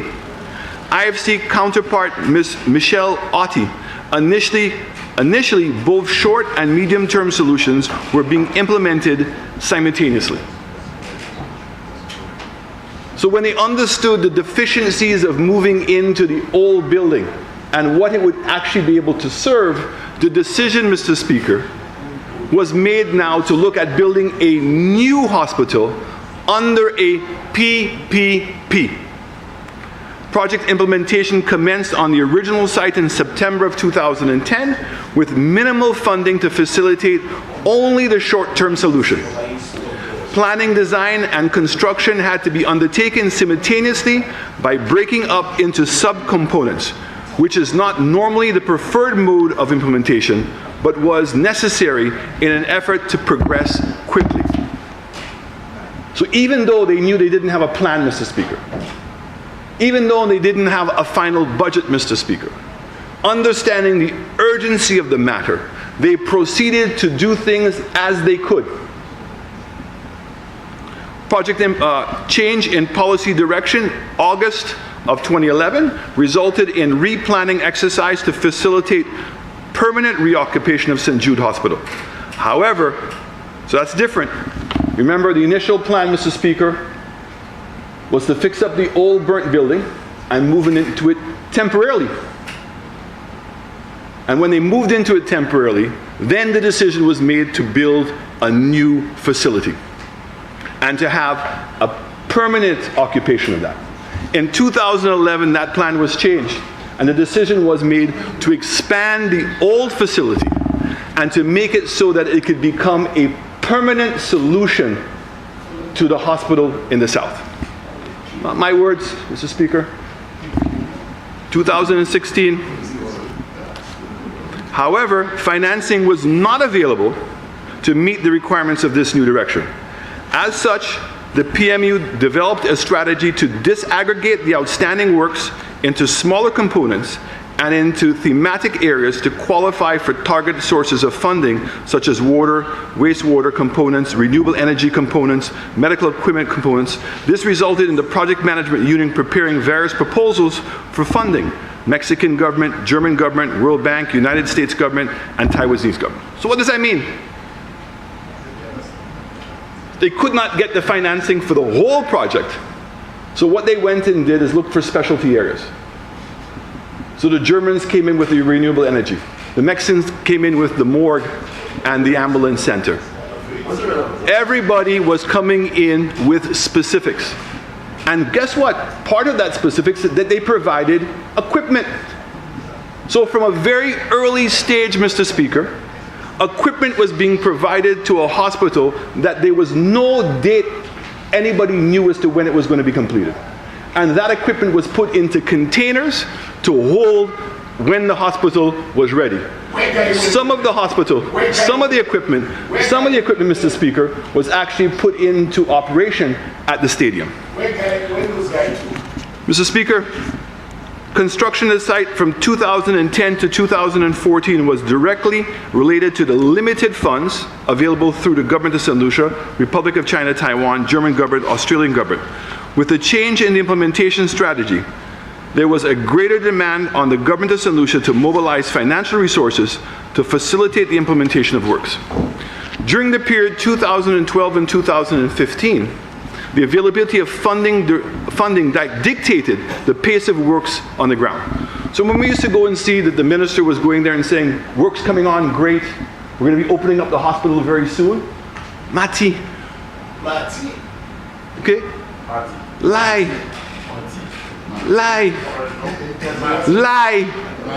And that's why every single time up until the elections in 2016, okay, all we kept on seeing was a rollover date as to when the hospital was going to be ready. So, Mr. Speaker. But you were in the government. Mr. Speaker, it seems that members from on the opposite side, one in particular, Mr. Speaker, seems to be suffering from jet lag. Mr. Speaker,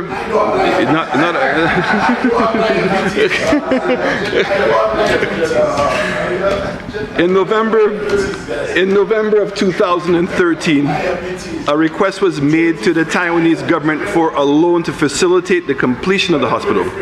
This loan was processed and approved with the signing of Member for Mikusov, just hold on. Members, whilst I'll tolerate interactions which are clearly designed to deal with the bill, I will not tolerate interactions that are meant simply to disturb the member on his feet. Please proceed. Thank you very much, Mr. Speaker. Phase 1 included all areas which could have been completed with the Taiwanese loan funds, which would permit St. Jude Hospital to relocate from the stadium.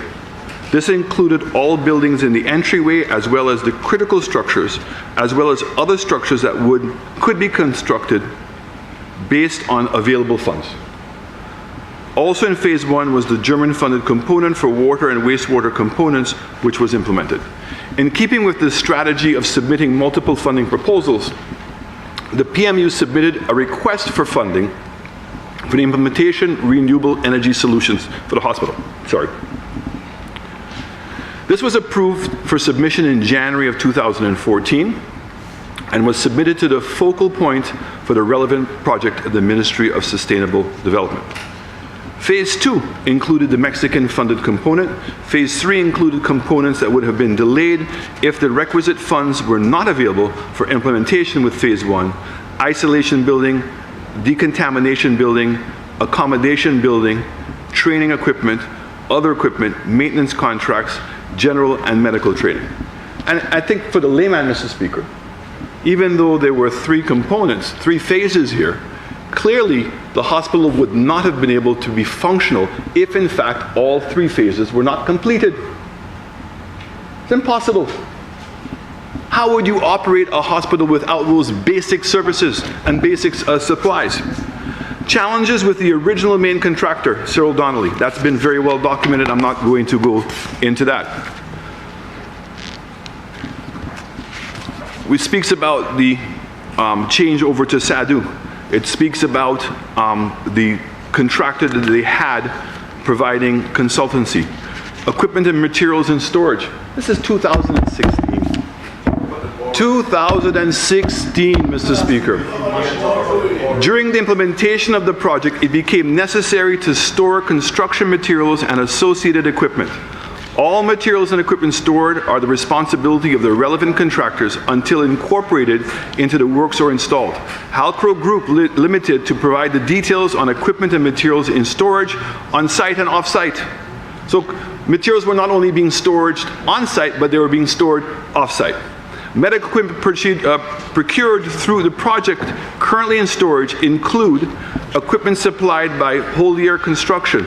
The storage of the equipment and the furniture from its company was communicated to the project steering committee. The equipment in storage has been reviewed periodically by the consultant, referred to the recommendations by Halcro. Over the last 2.5 years, there have been a number of requests from St. Jude Hospital being aware of the equipment storage.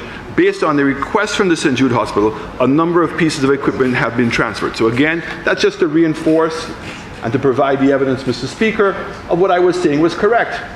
Equipment had arrived. Equipment was in storage. The problem was the hospital was not ready. And that equipment was being stored, Mr. Speaker, not only on the site, it was being stored in containers in Canada, containers in New York, stored in containers here in St. Lucia, was in containers and in warehouses of the suppliers. So, Mr. Speaker, to come now and want to make this suggestion that in the last 5 years that there was new equipment, there's no new equipment. That's all the equipment that we've been talking about, all the way going back from 2012 to 2016. Supply and installation of medical equipment. Initially, the project scope did not include the supply and installation of medical and specialized equipment. Over time, as the scope changed and there was a need to include key pieces of equipment, over the years, various pieces of equipment have been catered for with respect to replacement. upon transfer of the new purchase. However, due to the delay in completion of the works, the equipment needs to have increased due to equipment in use at the stadium. So, after purchasing equipment and sending it to the stadium, now there was a realization that we'd have to go and repurchase new equipment by the time you moved into the stadium. Proposals were received from Accreditation Canada, which never happened. Development Control Authority planning. As of July of 2016, no planning approval. Since the establishment, but it says it right here. I'm going to say on page 24, remember from Castries, from Viewfort South, it says the application was recommended for approval. However, the Ministry of Physical Development informed that the board has requested a presentation of the project prior to approval. The PMU has agreed to the presentation and was awaiting information on the schedule. Subsequently, the Development Control Authority was from what you're saying. No, I'm saying I'm saying it was misleading. It wasn't correct. What did I say that was misleading?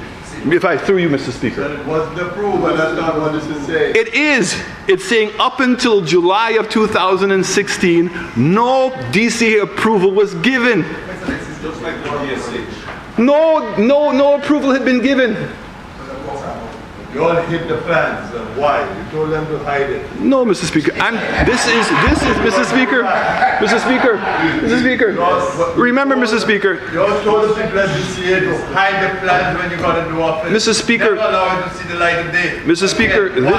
Speaker, this is a report that was written in August of 2016. Okay? So this is after his administration and before we took over the project.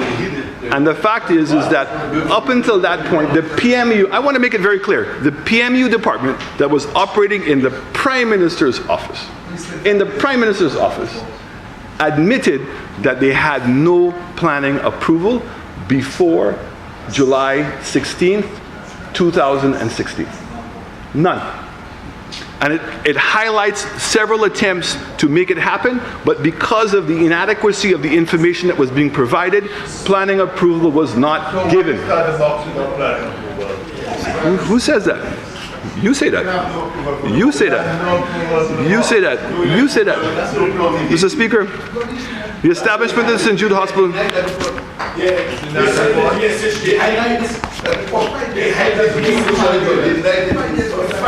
Order.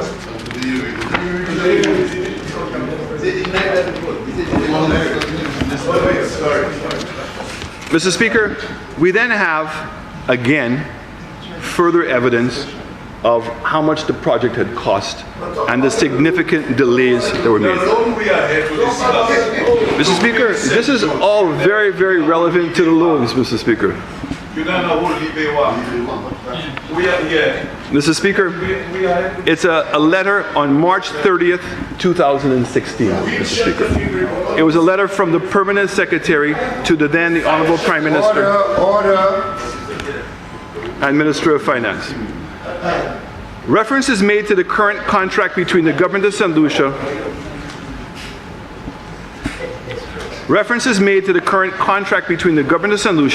and Halcro Group Limited to facilitate the design, procurement, and supervision services associated with the St. Jude Hospital reconstruction project.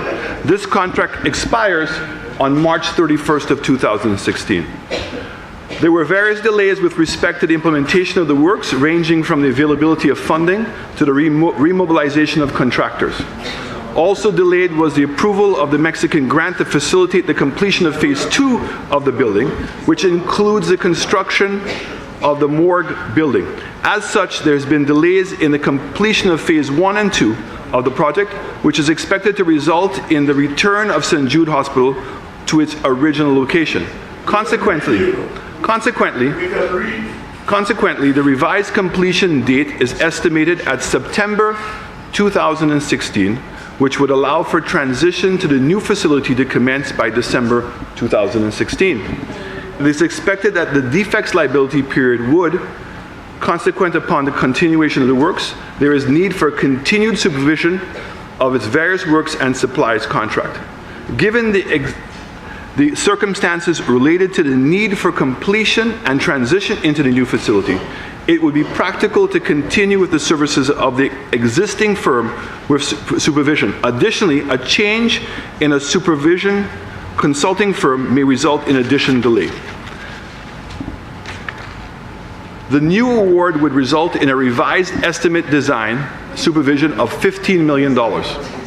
Total project cost is estimated, Mr. Speaker, this is a document from the Permanent Secretary in the Prime Minister's office on March 30th. It says the total project cost is estimated at What year? 2016. Well, so say the year. I said a year. You never said the year. I did. Mr. Speaker, the member is definitely suffering from jet lag. I'm not lying. The total project cost is estimated, I don't know, is estimated at EC dollars 178 million. So in March 30th, 2016, the then Prime Minister Kenny Anthony was advised by his permanent secretary that because of the delays and changes in the design, that the cost of the project now was going to be $178 million with a supervision to cost ratio of 87%. Therefore, in accordance with the powers... Member for Castries Central. Mr. Speaker, I think I've been in this House. I'm rising, Mr. Speaker, basically on a point of order. I mean, I've been in this chamber for the last 17 years or thereabout, and I believe even if the member for Miku South is a relatively newcomer, he had occupied the prime ministerial chair for over 5 years. And to come in this House, Mr. Speaker, and to be basically reading to Parliament, that goes against the general rubric of debate, and it goes against the standing orders. So as a member, to at least make his contribution, he can refer to the text. But for the last half hour or so, Mr. Speaker, he has been reading from a report that he never wanted to see, that he literally hid when he became Prime Minister. Remember, if he wishes to take his hour to read a report, that's his business. If your point of order is that what he is reading is not germane to the bill, it is not to the motion, then you need to say so. But well, it is to not, say Mr. that Speaker. To say that he's been reading, Mr. Speaker, it's not a breach of the rules. I stand corrected, Mr. Speaker, and that is why I always defer to your wisdom insofar as parliamentary procedure is concerned. Mr. Speaker, we are debating the borrowing of some money to continue the construction of St. Jude. We are here to debate the terms, the conditions, and everything else in relation to that loan. And here we are having a member of Parliament referring to a report of 2016 and just reading it in its entirety, carrying absolutely no relevance to the motion before us today, Mr. Speaker. Fair enough. Member for Miku South, you have been given great latitude in making your presentation, but you would have to tie it to the motion before the House, which I must confess you have not yet done. So please tie it to the motion. Well, Mr. Speaker, I thought that, after listening to the presentations of the Prime Minister and the Minister of Health, that the debate had been broadened. But I'd be very happy to comply, Mr. Speaker, and I will soon get there. And just to say to the member that we've actually moved on from the report, and we're speaking about a letter that was written to the Prime Minister in March of 2016, where now it is being estimated that the cost of the project, and that's how we're going to tie everything, Mr. Speaker. We're talking about how much money we're borrowing today and what we intend to use that money for. And that's the purpose of Parliament, and that's certainly what the purpose of the opposition is to question not only the terms of the loan, but the use of the loan. And the members on the opposite side, Mr. Speaker, have gone to some extent to explain what the loan is going to be used for and their justification. And by reading the report, I wanted to certainly emphasize, Mr. Speaker, that the words that I'm uttering are not my words. These words are words that were written all the way back in 2011 and in 2016. So in 2016, Mr. Speaker, very importantly, that we now have a document that says at that point that it wasn't going to cost $98 million, it was going to cost $178 million, and that the project would only be hopefully operational, meaning ready to be moved in to then operationalize in December. And my point of all of this information will be made very clear. So, Mr. Speaker, when we got into office... Member McCaskey Southeast. Thank you, Mr. Speaker. Mr. Speaker, I'm standing on the point of order. Since the member is providing such information from these documents, I do not have a copy of it. Can he make it a document of the House so I could follow in entirety? Because I think he's representing snippets of the documents and not the documents in entirety. I again want to remind members of the rules of making documents of the House. The opposition is not so obliged. I would be happy if he would make it, but I cannot direct him to make it. So, Mr. Speaker, I do know for a fact that all of these documents that I've been making reference to are documents of the House. And I'm sure the Parliament Office would be very happy to get you a copy. At the end of my presentation, I'll be happy to make my copy available to you if you so wish. So, Mr. Speaker. When you say a documented House, is it this current House? Yes, sir. We had the debate, we had a long debate when they presented. Well, I have, to the best of my knowledge, I have presided since August 2021, and I have not seen the document. So, if it's a documented House, it will be a House prior to this one. No. Mr. Speaker, when we had the debate on the interim report by the government, all of these documents were made documents of the House. But I'm happy to make them available to the House once again, Mr. Speaker. Fair. Mr. Speaker, upon getting into office, and this is where really we start now. Remember, you have 15 minutes left. Just one minute. Mr. Speaker, all the interruptions, and I started at 5:30. I wish to remind you of the standing orders, which are clear, pellucid, and unambiguous. And so far as time is concerned, the ruling of the presiding officer shall stand.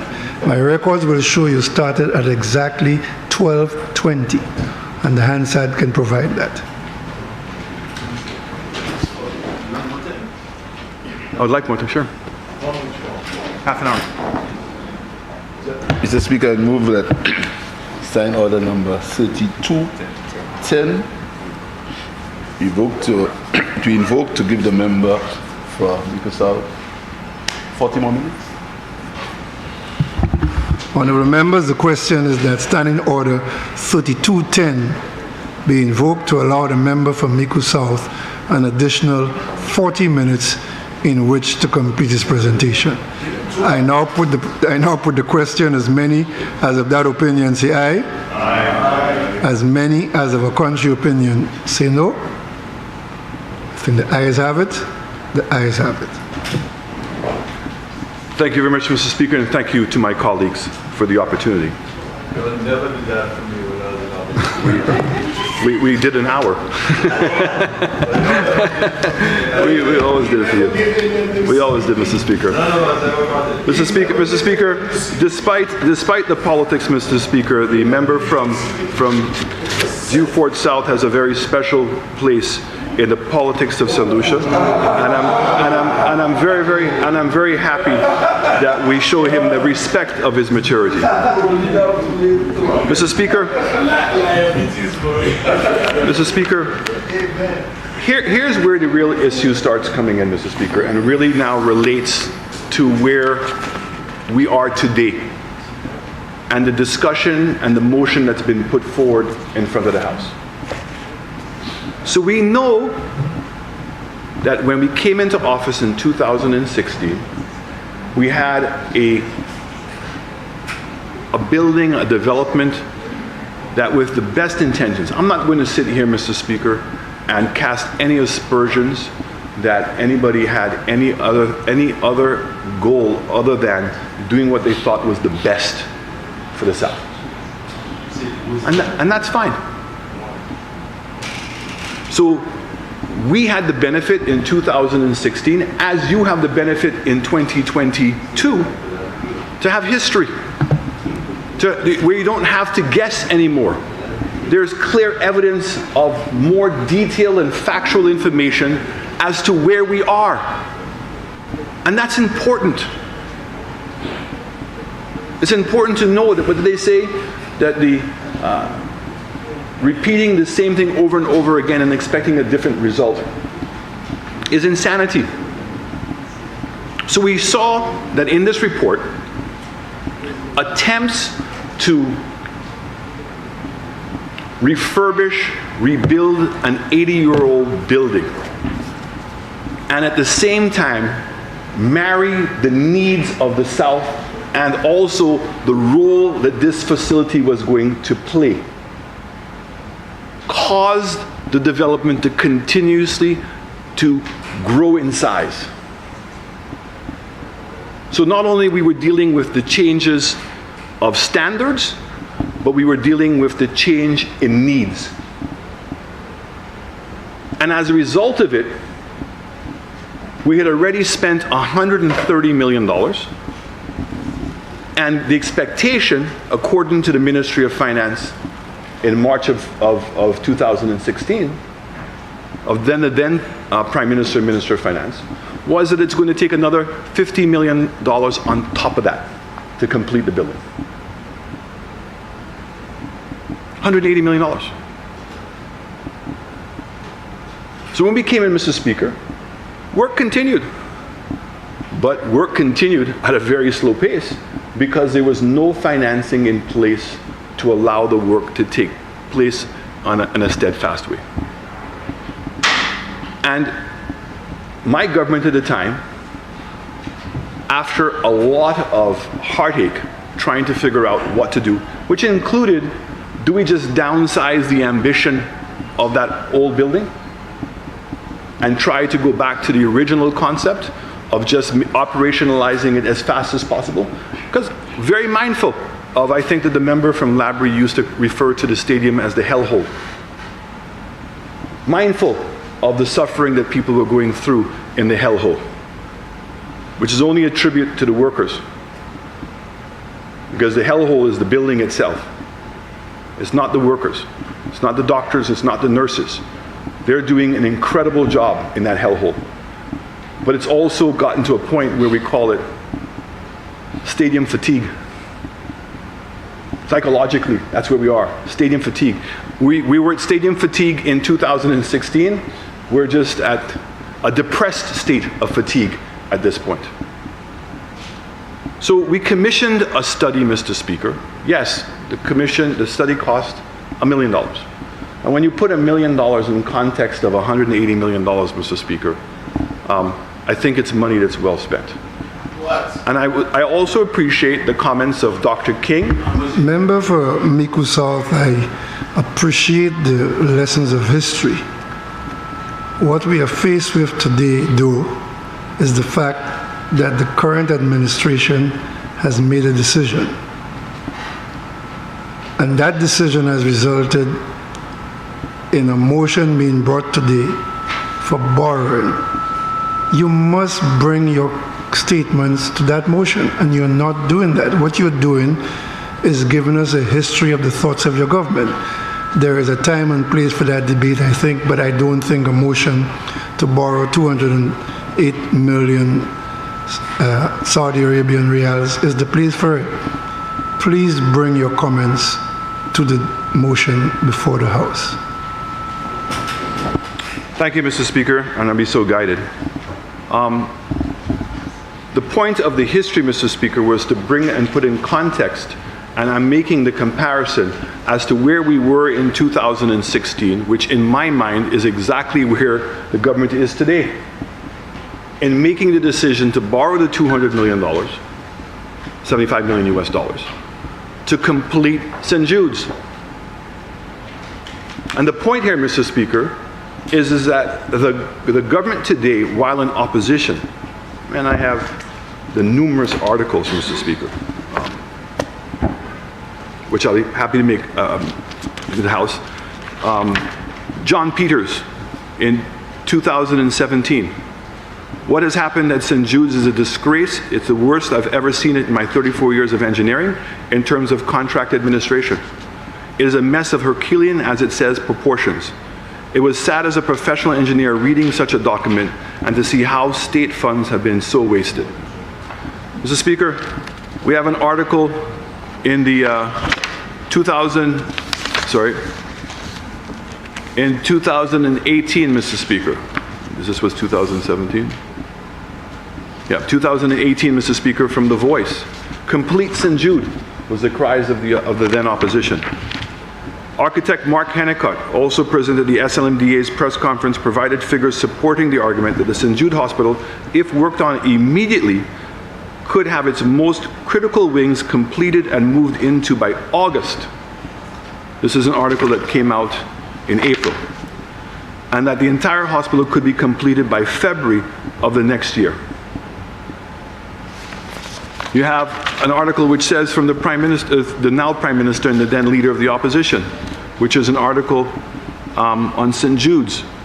He says, further, the hospital, which was 6 months away from completion, which could have been finished with the loan funds of $20 million that were made available by the RSC in Taiwan, particularly drawn down. So he's saying that when we came into office, the $20 million loan, of which $10 million had already been drawn down, $10 million US dollars, could have completed St. Jude's. It was 90% complete. Mr. Speaker, that is what you all keep saying. Member That for is what the Mico South, you're hearing me, but you're not listening to me. There is a history to St. Jude, but a decision has been made. We can debate wrongly or rightly to complete a structure. What we have before us is a motion to borrow money to complete that structure, and you need to confine your comments to that motion. You're not doing that. Saying what the then leader of the opposition said in 2018 and what the former Prime Minister said does not lend to the motion before us. Please get to the motion so that you can continue your contribution. Mr. Speaker, for your benefit, sir, the issue at hand here is that as the opposition, we're coming here to debate two things of the bill. The terms of the bill. We find the terms of the bill extremely accessible. The source of the monies, the Saudi Foundation, have no difficulties with the Saudi Foundation, as I said from the beginning. Very happy to see that Saudi Arabia is paying an interest in CARICOM and is now investing these kinds of funds into our region. Because it's not just St. Lucia.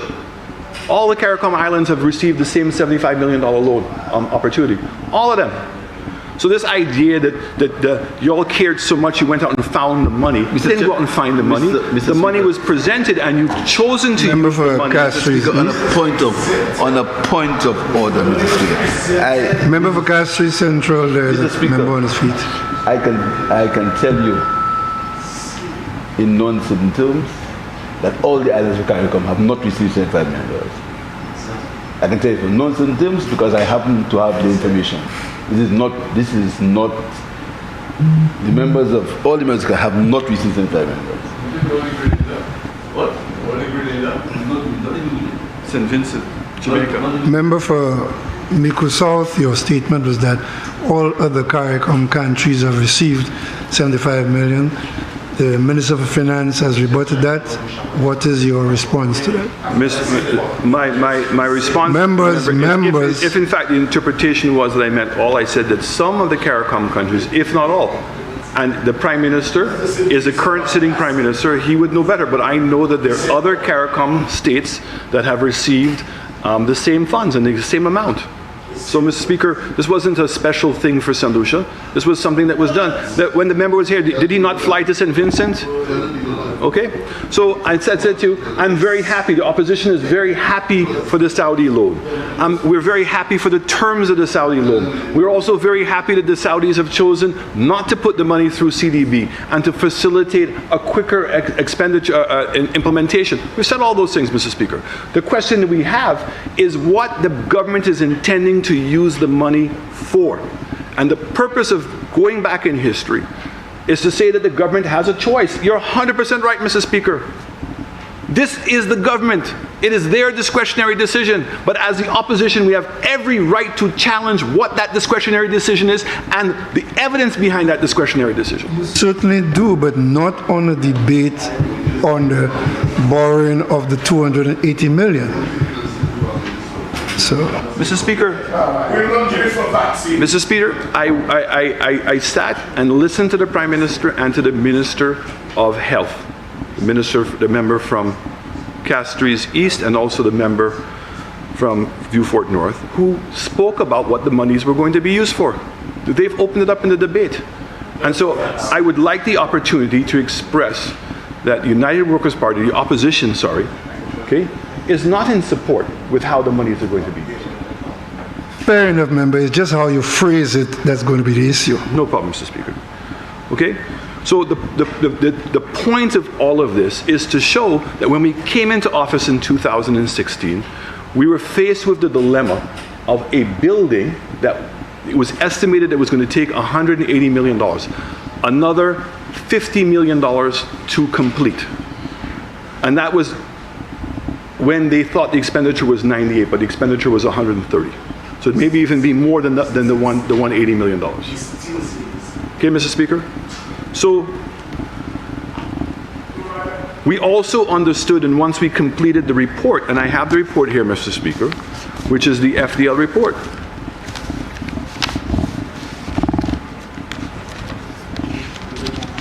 The report speaks to all of the deficiencies of the building. Zoning issues, several buildings located in areas on site where their functionality appears not to have been considered. Cases in the West Wing where the sizing of corridors is significantly below the recommendation minimum size. The effects egress, the ability of, Mr. Speaker, the members have a 212-page report and want to go to one line, and I'll repeat the line, right, where it says is that despite all of these deficiencies, that the building is salvageable, and the building is salvageable at what standard? And then the question becomes, at what cost, Mr. Speaker? At what cost? Remember, Mr. Speaker, the members on the opposite side said in opposition that this would take Clorox and 30 million EC dollars. Why are we waiting? Why don't we open the hospital? That's all it would take. It's 90% completed. Move into the hospital.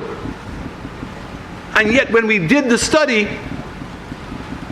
showed exactly what your own study showed. Want me to read it for you? When you go to your own study, when you go to page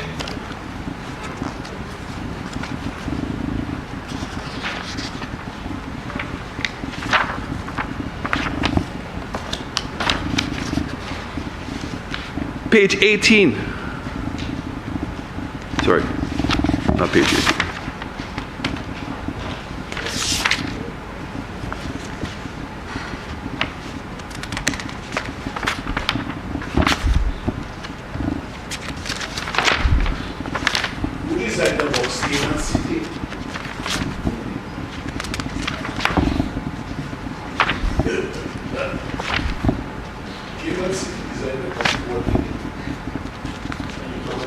My apologies, Mr. Speaker. It was hiding on me. If you go to page 28, Mr. Speaker,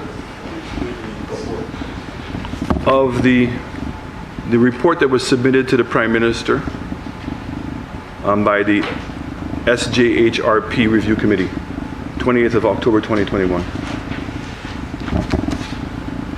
It says assumptions. The state of completion of the works associated with the hospital phase 1, which the review committee has observed at the time of the visit of the 21st of September, suggests that many of the buildings and functional spaces are more than 75% completed. So we've gone from 90% now to 75%. And that only two areas which still require major work. I said that. Mr. Speaker, the leader of the opposition must stop misleading the House and the general public, because it was intimated earlier that the former St. Jude was about 90%. The report says more than 75. more than 75. 90 is certainly more than 75. But he's saying it has gone down from 90 to 75. Ask him to stop misleading the public. More than 75. Read it. Read it. Mr. Speaker, regardless of the approach adopted, a transition plan must therefore be based on but not limited to any or all of the following assumptions. The government of St. Lucia shall be privy to and can terminate or vary all current ongoing contracts. B, all construction documentation, including project drawings, are ready available for review and for reference by others. Phase 1 can attain full approval from the Development Control Authority. The transfer of the entire operations of the St. Jude's can commence within 18 months from the stadium, George Odlum Stadium. Finance for undertaking and completing all outstanding building works is available. Installation of internal building services, including power, lighting, air conditioning, CCTV service, fire safety, and approximately 50% completed. In general, partitions within key buildings are in lightweight and freestanding. All outstanding doors and windows for the projects are deemed to be materials on site. All outstanding floor and wall ceiling finishes are deemed to be materials on site. It goes through a whole list of assumptions, and the question is, Mr. Speaker, how much is the completion of the new hospital, of the old hospital, the 80-year-old building, going to cost? So if you're drawing down $200 million, and it begs the question, all of the reports say that going into the old building, you're not going to have an efficient hospital. You're not. All the reports say the same thing, Mr. Speaker. And so you're faced with the same dilemma that we were faced with in 2016. Do you proceed to continue to build in an old building, Mr. Speaker, in which every time we proceed, we find more problems? Every time that we now see expansion in St. Lucia, we change the terms of what we want the hospital to be able to achieve. Or do like us and go and build a new hospital, which was the plan before. So if you have $200 million, go and build the people in the south a proper hospital and revert back to the plans that we had all those years ago and use the old building as a training center, as a university. Exactly what we said. Why? Why would you want to go into this old building? Are you so, what's the obsession? All the evidence, Mr. Speaker, speaks contrary to go in there. So, Mr. Speaker, when we talk about the new building, let's talk about the new building. First of all, they came out and said, oh, the cladding is not fireproof. There's no roof. Okay? But the roof is easy. It's easy. A membrane. What are we talking about, Mr. Speaker? It's a modern facility that just requires a membrane to seal the top of the roof. Without a roof. Okay? Without a roof. Okay, how many concrete roofs do we see in St. Lucia, Mr. Speaker? Okay, and you put the material on, the membrane on, in order to seal it. Nonsense. You want to make it out to believe that this is an impossibility? This is easy. So first of all, that's how you do it. You have to clad it first before you put the roof on. You don't put the roof on and then clad it. You clad it without external blocks. Mr. Speaker, so let us speak to the technology that was being used. So first of all, just so that we can get on the same page, Mr. Speaker, members on the opposite side, and I'm glad that they're laughing because it's not a laughing matter. Okay? Here it is that in your own presentation, you said that you're going to use the dialysis building and the rehab building. What materials were used for the rehab building and the dialysis building? The same cladding. The same cladding that's on the main structure is the same one that y'all are going to use in the expansion of your own project. So don't come and tell me that you all of a sudden don't believe in the technology. We talked about climate change. That's how the Prime Minister started off. That's why I had to giggle. Right? The climate change. So the modern building has a technology to reduce the heat on the outside, to absorb the cold on the inside, so the condensation takes place in a cavity. It also, by making sure that the heat on the outside is reduced before it hits the wall, the cold wall on the inside, it increases the efficiency of cooling the building. We also have another problem, Mr. Speaker. The technology in healthcare is changing so rapidly that buildings that you build today within a very short pace of time become obsolete. So the new development that they have is to put all of the utilities in the ceiling. And all of the utility wires in terms of electrical and plumbing are in the drywall. So anytime that you want to change the configuration of the floor, it's an easy thing. Instead of going around St. Lucia and you see trunking everywhere you go. Why? Because it's all in the concrete buildings.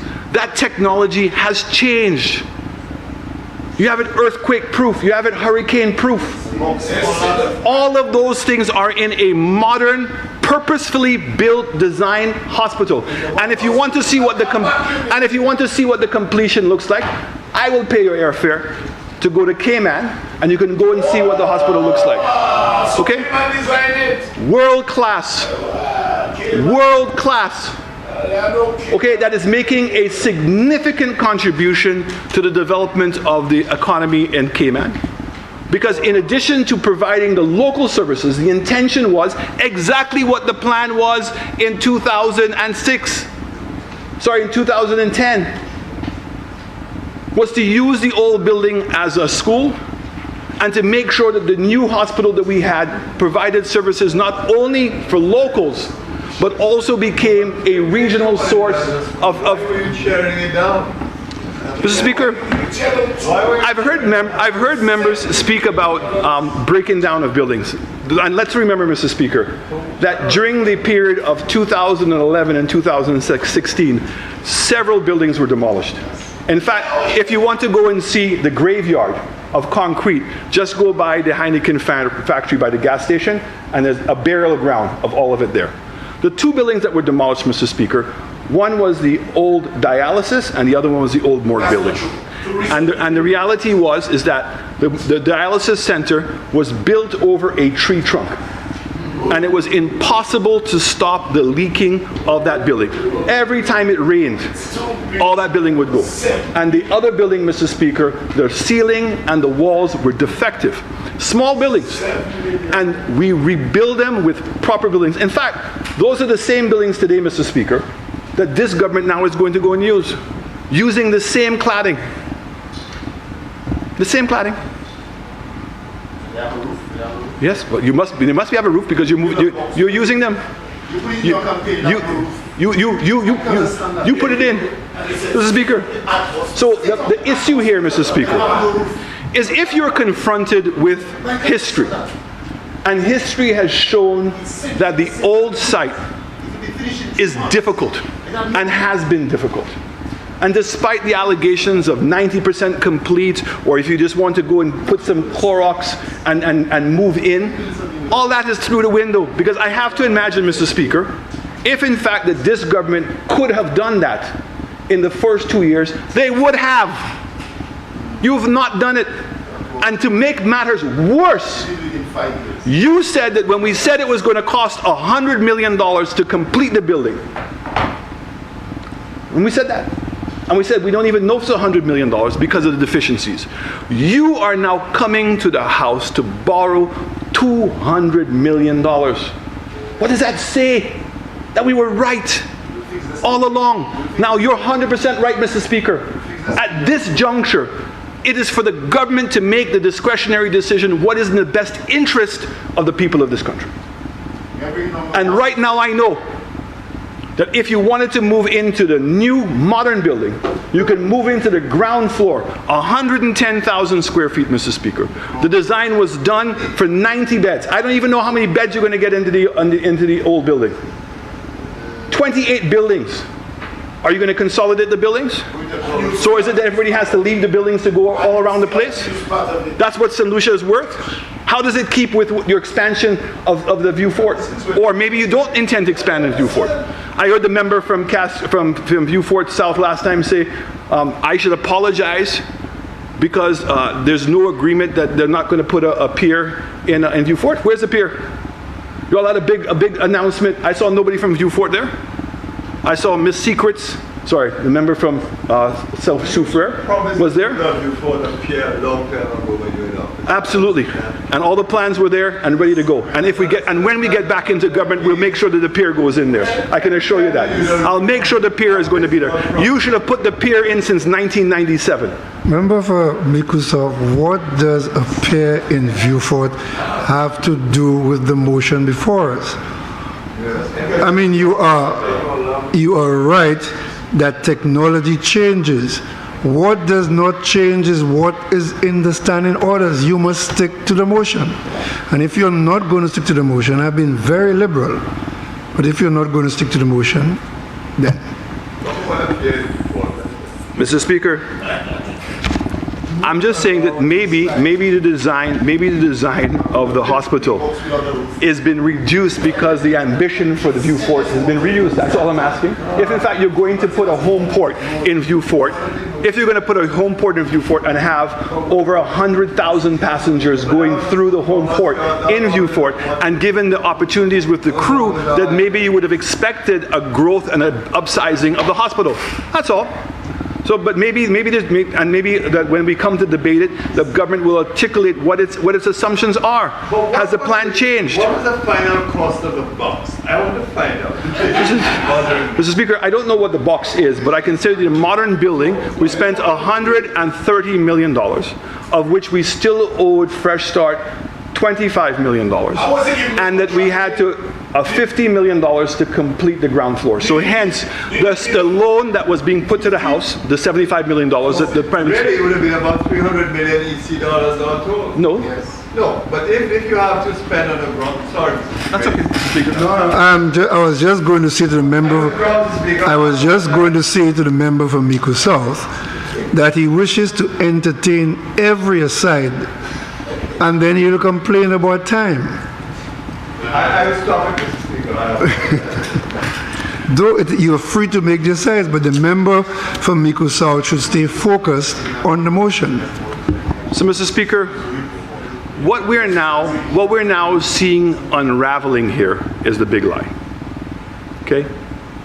The big lie is that it would have taken, and it's going to take, in excess of $100 million to finish the old building. I don't know what that final number is going to be, but in excess of $100 million. And the questions we have to ask ourselves: can we fix the problems sufficiently in the old building? Can the electricals be redone? Can the plumbing be redone? Can the hallways be redone? Can the building materials change? Can those be done sufficiently to guarantee and assure the safety of the public? Do we know how much it's going to cost to fix those problems? Do we even know if we're going to get planning approval? Because up to now there's no planning approval, because my understanding is y'all don't even have a plan. There is no plan right now for St. Jude's. 2 years in office. 2 years in office, there's no plan. We don't even know how long it's going to take.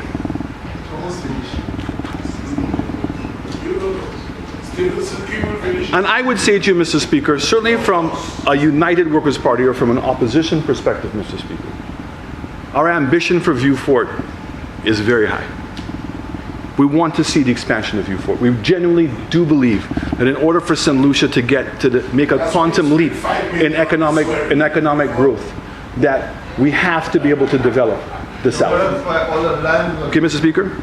So the hotel developments, Sandy Beach development into a village tourism complex, horse racing, all of these things we're tying into the airport expansion, to the hospital expansion, the call centers, and with the idea, Mr. Speaker, that persons who have been migrating from the south to the north, leaving their families, that we were going to create an opportunity for Mr. Speaker for them to come down. And not only that, Mr. Speaker, because we've not even discussed a major issue, which I know it's not the subject of this debate, but will be the subject of the debate. When this government was in office in 2011 to 2016 and could not operationalize OKE, What did they have? They had a naming ceremony. And after the naming ceremony, the hospital remained closed, Mr. Speaker, for 4 years. You know why? Because they could not operationalize it, had never put a financial budget in place to operationalize it, Mr. Speaker. And Mr. Speaker, I believe the same thing now is going to happen. They're going to build a monstrosity that is going to be an operational nightmare and is going to extremely increase the cost of operations for healthcare. And they can't even run healthcare today. They can't run it today. The hospital's a disaster. The healthcare center's a disaster. This idea that you're talking about universal healthcare and what you want to come now and roll out some things, okay? So all I'm saying to you, Mr. Speaker, you know, with the horses, at least we had a private sector person paying for the horses. Okay? You on the other hand, are taking taxpayers' money to fool the people and provide them with substandards in healthcare, Mr. Speaker. And so, Mr. Speaker, I look forward to that debate when we can discuss how much it's going to cost to operationalize once you have the plans. Y'all don't even have the plans. So, Mr. Speaker, in closing, I want to be very clear. We support the loan. We're again very appreciative to the Saudi Arabians for what they've done and for their entry into the CARICOM market. We applaud and we're hoping that more countries will develop bilateral relationships with our islands and go past CDB, because all of us have had our issues with the processes that CDB has and how long it takes to implement projects. And I want to say this, Mr. Speaker. We decided to build a new hospital because we realized the amount of money and the amount of time it was going to take and the uncertainty to rescue the old one would be inefficient. But you know what the difference is, Mr. Speaker?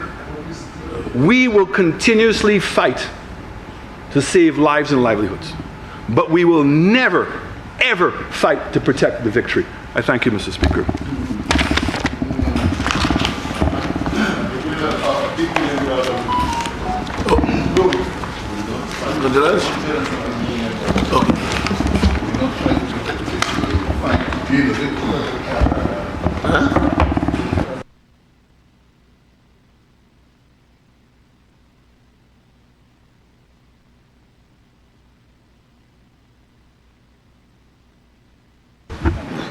Prime Minister. This House be adjourned until 2:30.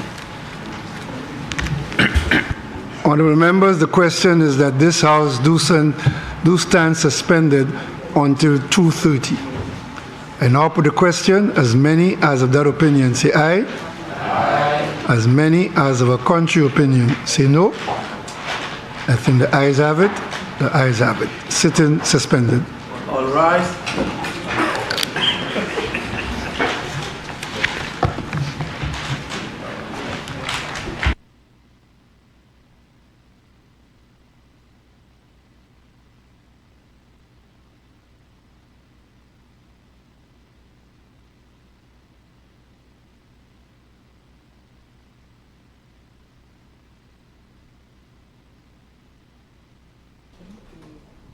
Live sitting of the St. Lucia Parliament, where we just witnessed a debate on the motion for the St. Lucia government to borrow approximately $75 million US, or a little more than 202 million EC dollars, to finance the reconstruction and rehabilitation of St. Jude's Hospital.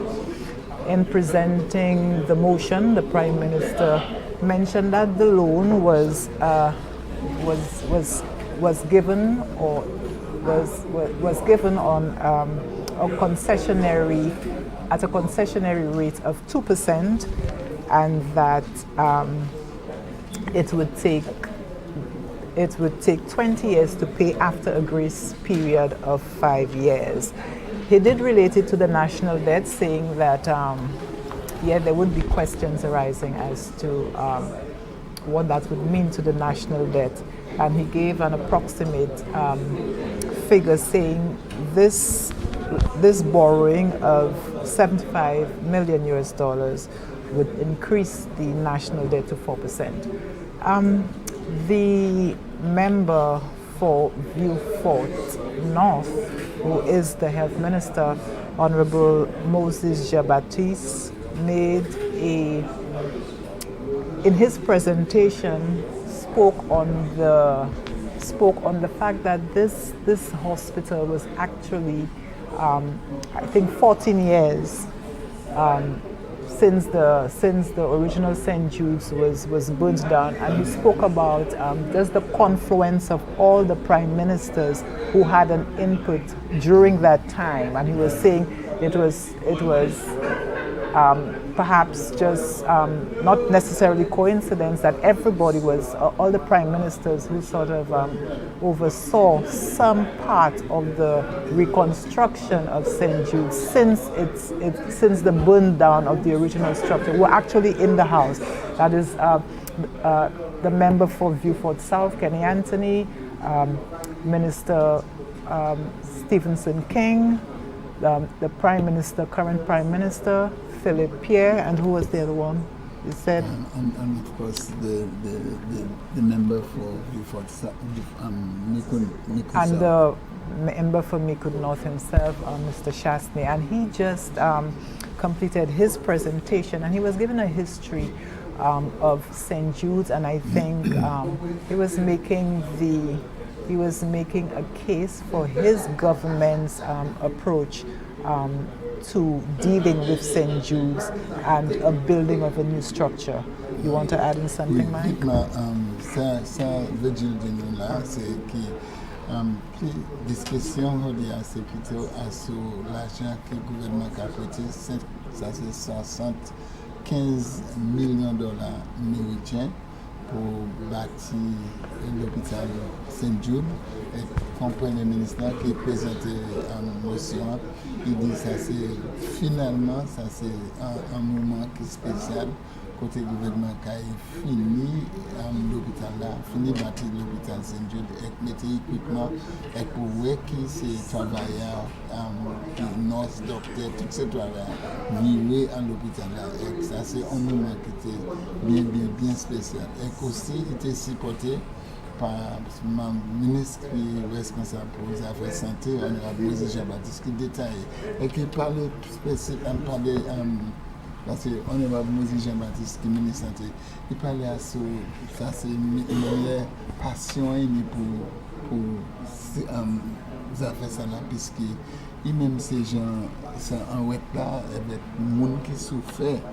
Les gens connaissent tellement bien qui ont travaillé dans l'hôpital, les gens connaissent qui ont parlé, puis manière ça a affecté. Avec en réponse aussi, nous jouons, ça c'est le ministre qui respecte, ça c'est le ministre, un premier ministre temps passé, ça c'est honorable Alain Chasselet qui a détaillé un chai sur l'histoire, mais à finissement, après le speaker a dit pour parler à sous motion, on a commencé à dire, il dit qu'il y a raison qui a fait changement et bâti un autre hôpital plutôt. Ça prend un chaitin avec ça amène nous à l'heure déjeuner, on prend un petit temps pour continuer. Puis moi supposé les autres c'est même parlement voulait parler à sous motion aussi avec là aussi l'autre bill, ça c'est Health and Security, ça c'est l'EVIA, je voulais parler à sous l'EVIA avec management dette pays, ça c'est un autre bill avec aussi ça fait société coopérative, un autre bill je peux parler à ça. Mais ça c'est le déjeuner, je prends un petit temps pour déjeuner avec nous, quand à quelle heure, Virgin? 2:30. Ok, à 10h30, nous avons dévié avec, et puis ça, nous avons invité pour venir joindre puis nous, à 10h30, nous avons continué. Nous, Virgin, nous avons maintenant à studio, nous avons invité une fois encore pour joindre puis nous à 10h30.